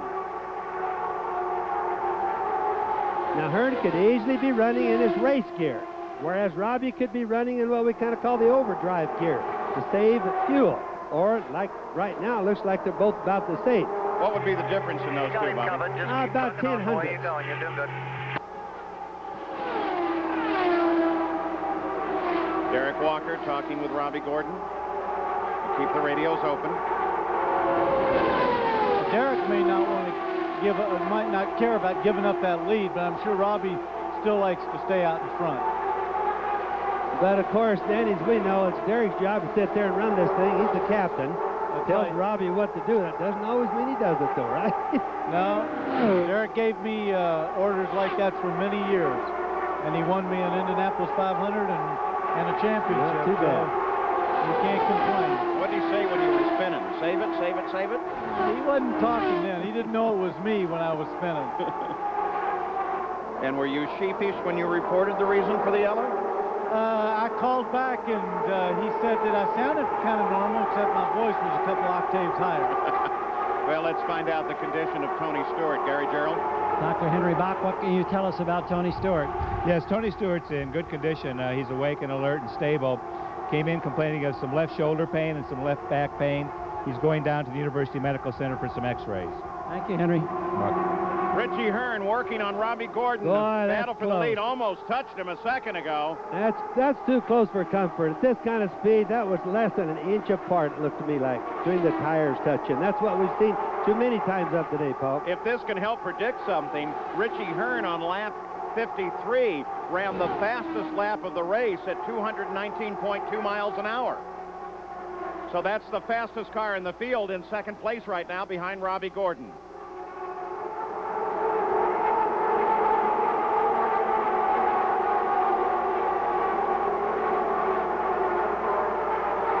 Robbie's running just low enough in the corner to make it really hard on Richie.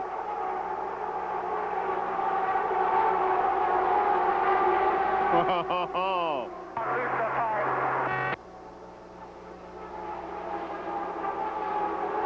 Now will Gordon come back? They were both moving around Eliseo Salazar, and once Richie was able to grab it, he took off. He's running in a lot cleaner air. Robbie has faded back a little bit because running in the dirty air is just really difficult. Well, remember, too, Jack's precaution. Lyondike now closes on Gordon. Battle for second. And Lyondike's got him. Now, the question becomes, we're not hearing any radio traffic.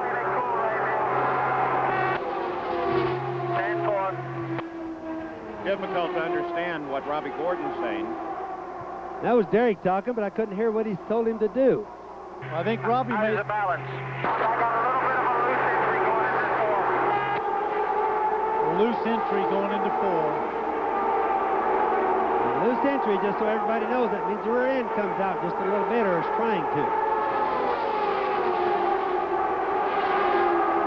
Larry Lyondike relinquishes the lead to Richie Hearn. Robbie Gordon's been working with him.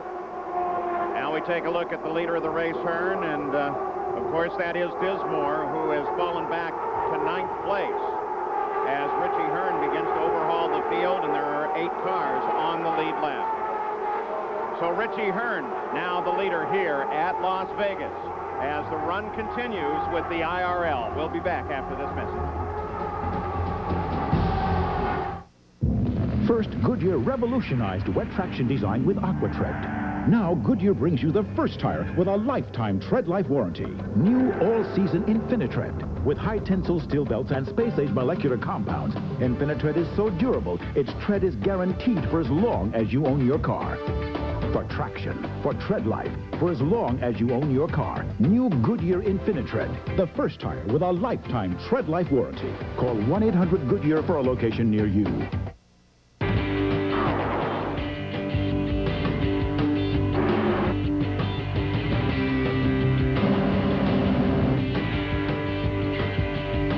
Cars, they're cool. True Value, official hardware store of NASCAR, IRL, IROC, and garages everywhere.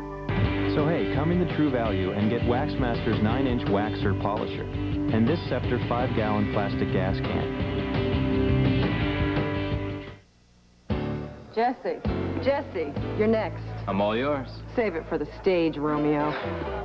Carol always gives it to me straight. Like when she told me about my... I told him about Head & Shoulders. Regular shampoos just rinse flakes away so they could come back. Head & Shoulders helps prevent flakes from even forming. You see the difference? You look great. Thanks, but will it get me this part? Couldn't hurt. Head & Shoulders, because great hair can't have flakes. Hey, break a leg. Wow, how'd they do that? Pennzoil, Performax 100. 100% synthetic at a breakthrough price. 100% synthetic at a price this low? How'd they do that? Leave it to Pennzoil to make synthetic affordable. How'd they do that? Hey, there's more. An extra $6 rebate on a case. Or $6 off on an oil change by the pros. How'd they do that? Get a $6 rebate on a case or $6 off on an oil change by the pros. ABC premiere Wednesday. Last season, Rick moved out. Now Grace moves on. She's evicted. Grace Kelly is not going down without a fight. I don't care what my high school yearbook says. The season premiere of Grace. Then Drew Carey kicks off with the wildest opening to a comedy season ever. We're talking Mimi in the Go-Go Cage? Drew follows Grace. ABC premiere Wednesday. We're going to jump ahead in this race for the people on the West Coast. What we've had to do is compress down part of the race because of so many yellows and so many very lengthy yellows. Tony Stewart had his accident. He was okay. John Paul Jr. picked up the lead of the race, but then had a wheel bearing problem, took it in the pits, took him out of the lead, but he is now back with that repaired in the action. Robbie Gordon then picked up the lead. He was passed by Richie Hearn. And then Ari Lyondike, of course, got into the wall running from 2nd place. And Lyondike jumped out of the car, waved to the crowd. He was not injured, but the day was over for Lyondike. Then a very few laps later, with Richie Hearn, the yellow number 4 car, running in the lead, Stan Waddles got into the wall coming off of turn 4. And here is that accident as Waddles took a hard shot against the wall and slid down the wall. Watch the lens now, as a piece of the car shatters the lens on the camera, and he came to a rest just beyond the start-finish line. Then, as they came back to green with Richie Hearn again in the lead, the next problem was one of Mark Dismore. There is his car, and that is the last hope for John Menard as he got into the wall. Now, both of the drivers were extricated from their cars. We have yet no report on their medical condition. So Richie Hearn is the leader of the race. Behind them is Robbie Gordon, Scott Sharp, Michelle Jourdain, and Johnny O'Connell, as we're ready to run again as the IRL presents the Las Vegas 500K. Scott Sharp, the winner at Loudon. Look at this. Here comes Robbie Gordon, and he goes for the lead. Robbie Gordon makes a run for the lead. 161 laps complete. And I think an important thing for everybody to know is no more pit stops. Everybody's had their last fuel. They just had it before this. Robbie Gordon is going for the end of the race. Richie Hearn in the yellow car and black car behind Robbie Gordon there is obviously thinking the same thing. Robbie Gordon's radio is on. Keep track, too, of the blue and white car. There it is, just at the bottom of the screen. That is Scott Sharp's third place. And interesting, Scott Sharp went in the pits in front of Robbie Gordon, came out behind him. Here comes Hearn back charging on Robbie Gordon, Jackaroot. And Paul Page, that was exactly, as the yellow comes out, that was exactly what Richie Hearn was worried about on the restart. John Della Penna told him, you've got to keep Robbie Gordon behind him as the yellow comes out for debris on the racetrack. He's going to get another shot at trying to get a good start. Well, with Robbie Gordon taking over the lead and then the yellow coming out for debris on the track, they slow once again their seventh yellow of the day with 162 laps complete. We'll be back after this message and a word from our ABC stations.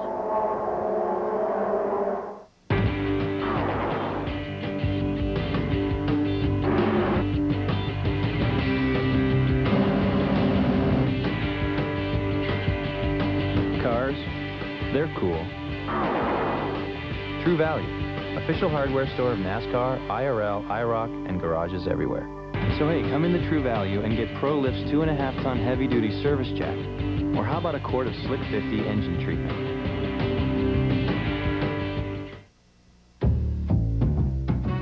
When cars pull up to a stop sign, do they check each other out? Do they admire the way the other cars move? Wonder what's under the hood? Do they fantasize about the Aurora, long for its dual overhead cam V8? Or do they just think, yow?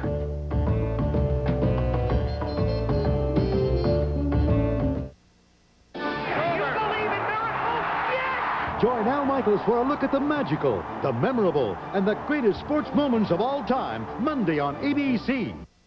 Days like today, you wish you never got out of bed. All hell breaks loose and there's nothing you can do about it. You feel lucky to be alive. But luck has got little to do with it. It's my partner. I owe my life to her. If anything, I'm lucky to have a partner I can call a friend. The all-new High Incident, ABC Tuesday. It hit without warning. 114 homes. 5 years ago, a firestorm ripped through Spokane with a fury we'll never forget. You won't be caught off guard if you take steps to help protect your home and property. Make sure your house number is clearly visible and that your home has unobstructed access for emergency vehicles. Clear away tall grass and notify your power company if you have concerns about trees near power lines. To learn more, pick up a free fire safety kit at any of these locations or call the DNR at 800-527-3305. Nestled in the beautiful surroundings of Mission Park is Spokane's best-kept secret, Maplewood Gardens. This retirement community prides itself on offering the best environment for your relaxation and comfort. Whether it's a visit to our friendly beauty parlor or a delicious meal provided by our great chefs, Maplewood Gardens specializes in fun things to do and great places to visit. So stop by today and see the friendly people from Maplewood Gardens. You're going to love it. Councilman Chris Anderson returns to Spokane. The story at 6. Robbie Gordon, chased by Richie Hearn, brings the field back to green. Scott Sharp runs third in the race on the track itself. Then Michelle Jourdain. Then Johnny O'Connell is fifth.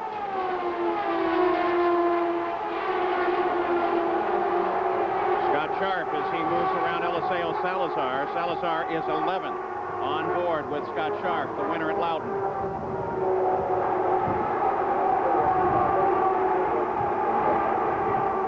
Anything can still happen, Paul, with all the problems we've had today.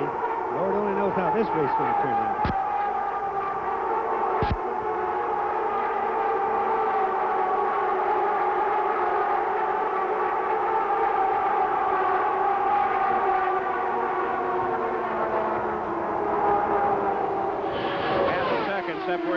in second place. Robbie Gordon, Richie Hearn, they pulled away from Sharp, as you can plainly see.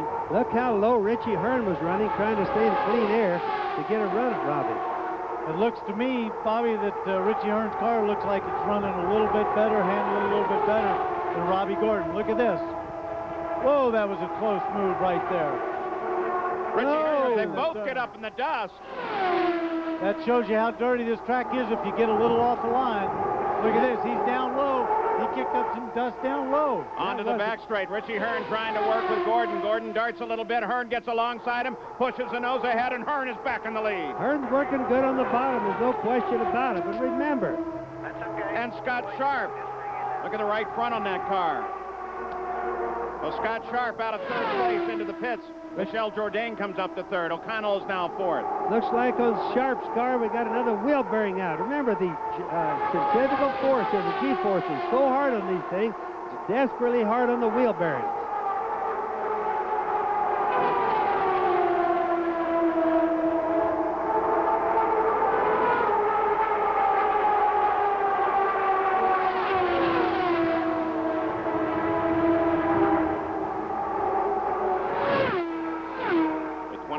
To go. This is the fight on the course. It's at the front of the field.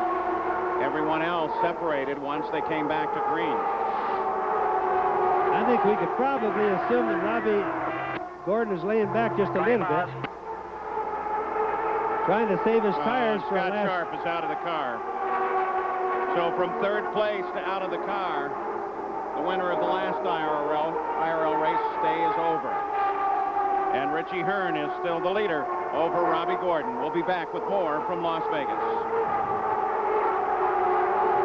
Wow, how'd they do that? Pennzoil Performax 100. 100% synthetic at a breakthrough price. 100% synthetic at a price this low? How'd they do that? Leave it to Pennzoil to make synthetic affordable. How'd they do that? Hey, there's more. An extra $6 rebate on a case. Or $6 off on an oil change by the pros. How'd they do that? Get a $6 rebate on a case or $6 off on an oil change by the pros. First, Goodyear revolutionized wet traction design with AquaTread. Now, Goodyear brings you the first tire with a lifetime tread life warranty. New all-season InfiniTread. With high-tensile steel belts and space-age molecular compounds, InfiniTread is so durable, its tread is guaranteed for as long as you own your car.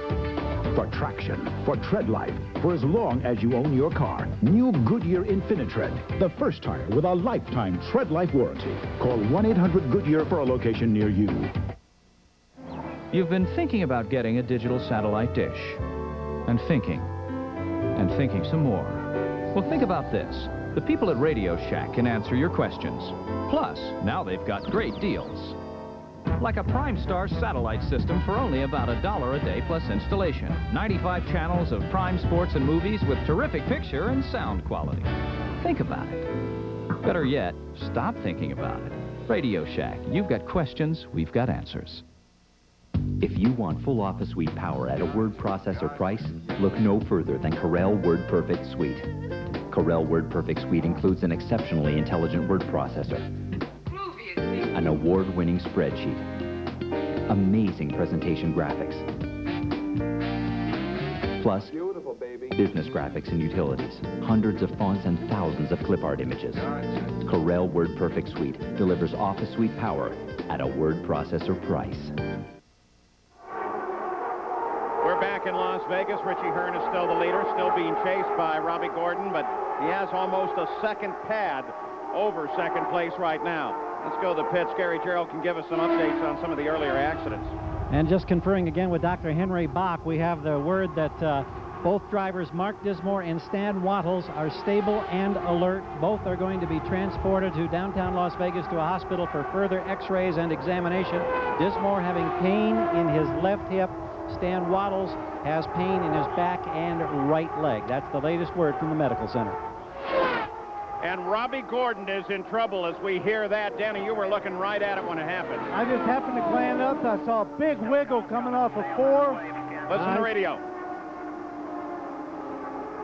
Okay. He's got engine problems. He's got either engine or a wheel burn, but he got up there and had a big wiggle, Bobby, going up there. He saved it, got up close to the wall, All the dust that he's raising up right now is not anything to do with anything except he's getting out of the way of the other cars. Yeah, he was just smoke coming out of the back. You can see the right rear there.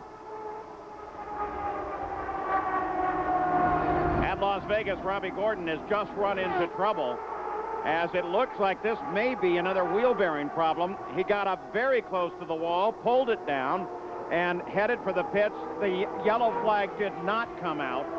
They were able to keep the race running, and Richie Hearn is the leader now over Michel Jourdain. Jack Arute? Well, another wheel bearing problem for you, Scott Sharp. Yeah, it was unfortunate. You know, AJ gave me a really good car. The Conseco Lola was running great, and we were real happy. Just really riding along. We thought we'd race the last caution, and I got stuck behind those two cars. But once I got, you know, ahead of them, I felt maybe I could try to reel in Robbie and Richie, but it wasn't going to happen. Well, we didn't get a chance to congratulate him, but this was the winner at the True Value 200 in Loudon. It's good to see him on board. Yeah, and too bad we see him out of the car so very early now. The Walker crew works on Robbie Gordon's car. Look, he's heading out. You see the smoke coming out of the right rear wheel there, and that's, of course, the wheel bearings that have gone bad. These cars, this track has so much turn, and the turns are so fast, the bearings have taken a lot of abuse today. It has nothing to do with the stand or anything else on the track. It's just a lot of G-force. As the car rolls into the corner with all that loading, most of it ends up right on the right rear of the car. So Richie Hearn, Michel Jourdain, Johnny O'Connell, who is Arie Luyendyk's teammate, moved up into third place. Mike Groff is now fourth, and Roberto Guerrero is fifth. We'll be back with more. You're ready to quit. Great. Now, which patch? Single strength Nicotrol? But that means one single step. If you're not comfortable with that, you may want Nicoderm CQ. CQ's a 3-strength program. You start with the highest strength and gradually step down till you free yourself of nicotine. And gradual is the method doctors prefer 4 to 1. Nicoderm CQ. The power to calm, the power to comfort, the power to quit successfully. It may surprise you that an engine set a world record for power and durability by traveling over 15,000 consecutive miles at an average speed of 158 miles per hour, or that a motorsports version won the grueling 24 hours at Daytona and the 12 hours at Sebring. But what's truly surprising is where they both came from, the 32-valve dual overhead cam Aurora V8. Aurora by Oldsmobile.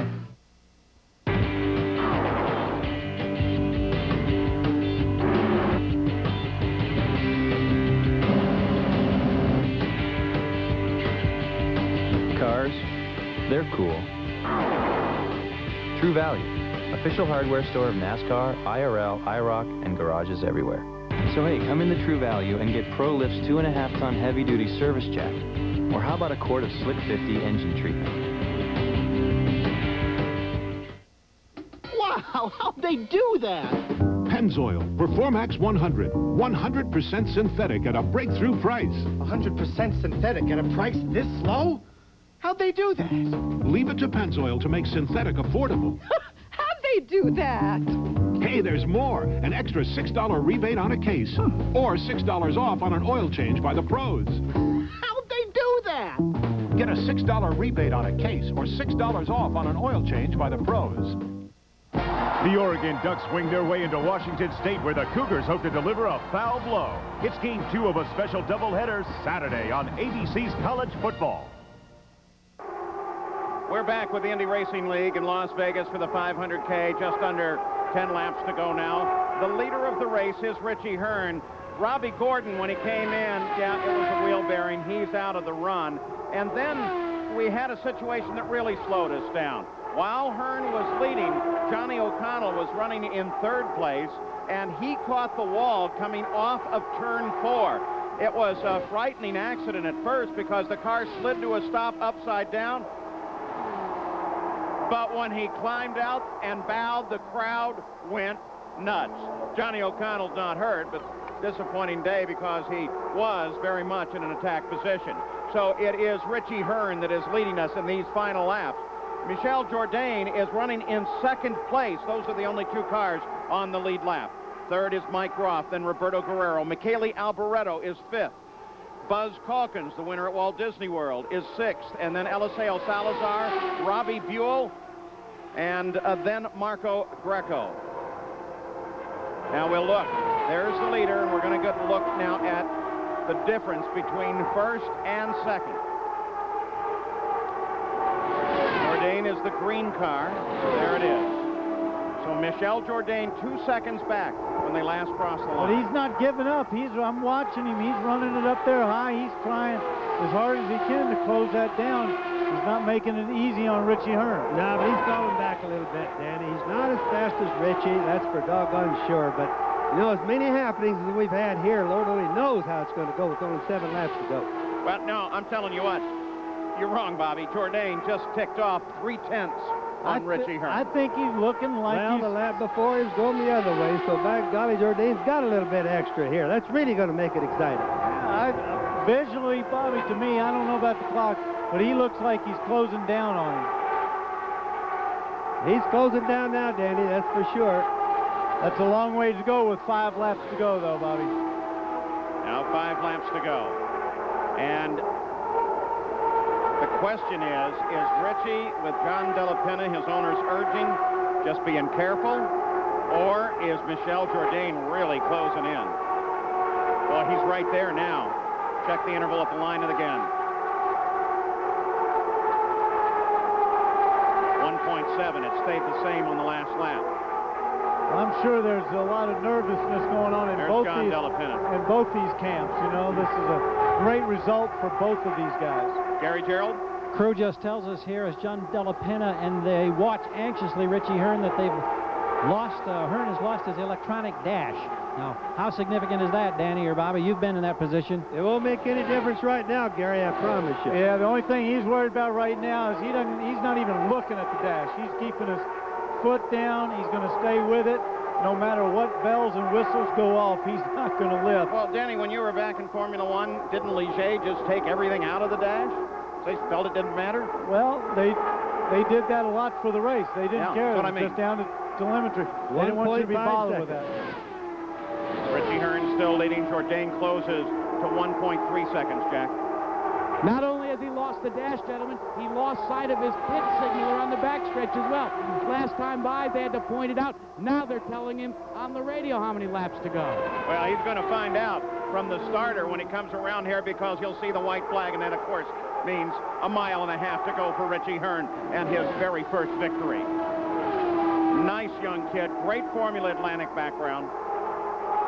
And now making the turn down the backstretch with Michel Jourdain at 1.5 seconds back. You'd like to say he could coast from here, but you don't want to take that chance.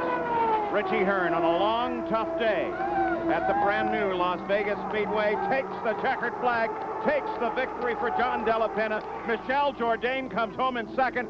Mike Groff is third, Roberto Guerrero fourth, and Michele Alboreto will come across in fifth. Congratulations to Richie Hearn. He is the winner of the Indy Racing League Las Vegas 500K. I really do have dandruff, so I did it. I took the Dinerex test. Dinerex tingled. Head and shoulders, nothing. All these have effective dandruff medicine, but Dinerex has something extra that tingles, feels fresh. You won't see me scratching my head in Miami. Dinerex, the serious dandruff shampoo.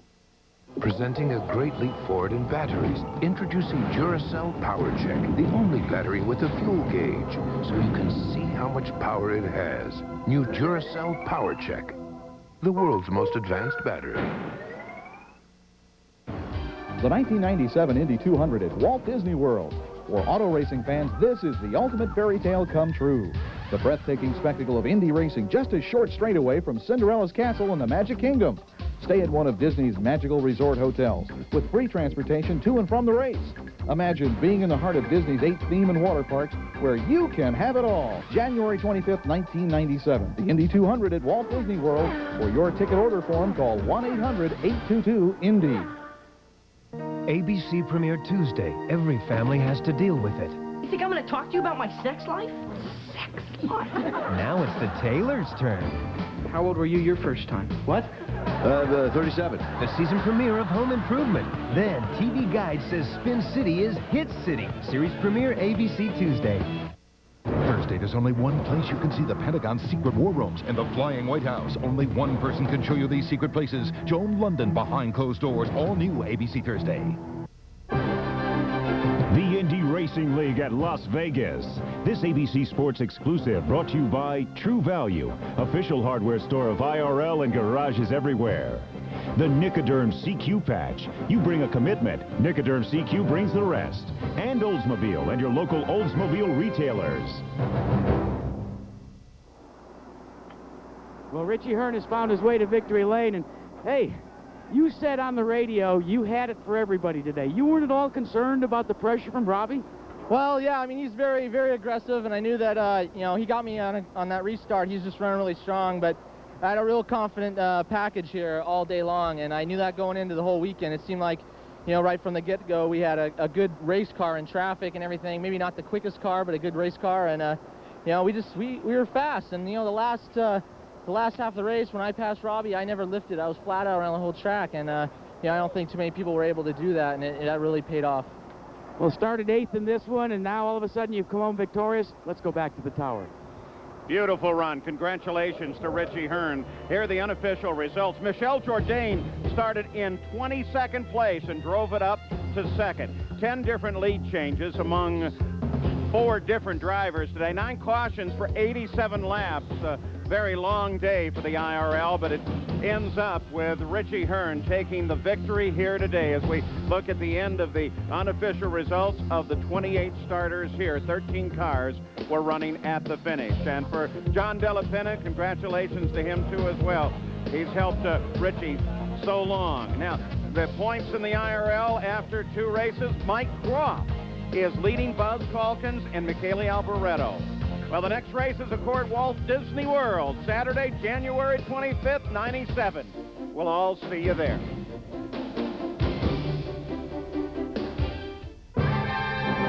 Tomorrow on ABC Sports, join host Al Michaels for a look at the magical, the memorable, and the greatest sports moments of all time. And AFC powers collide as Jim Kelly leads the Buffalo Bills into Pittsburgh to tackle the Steelers on ABC's Monday Night Football.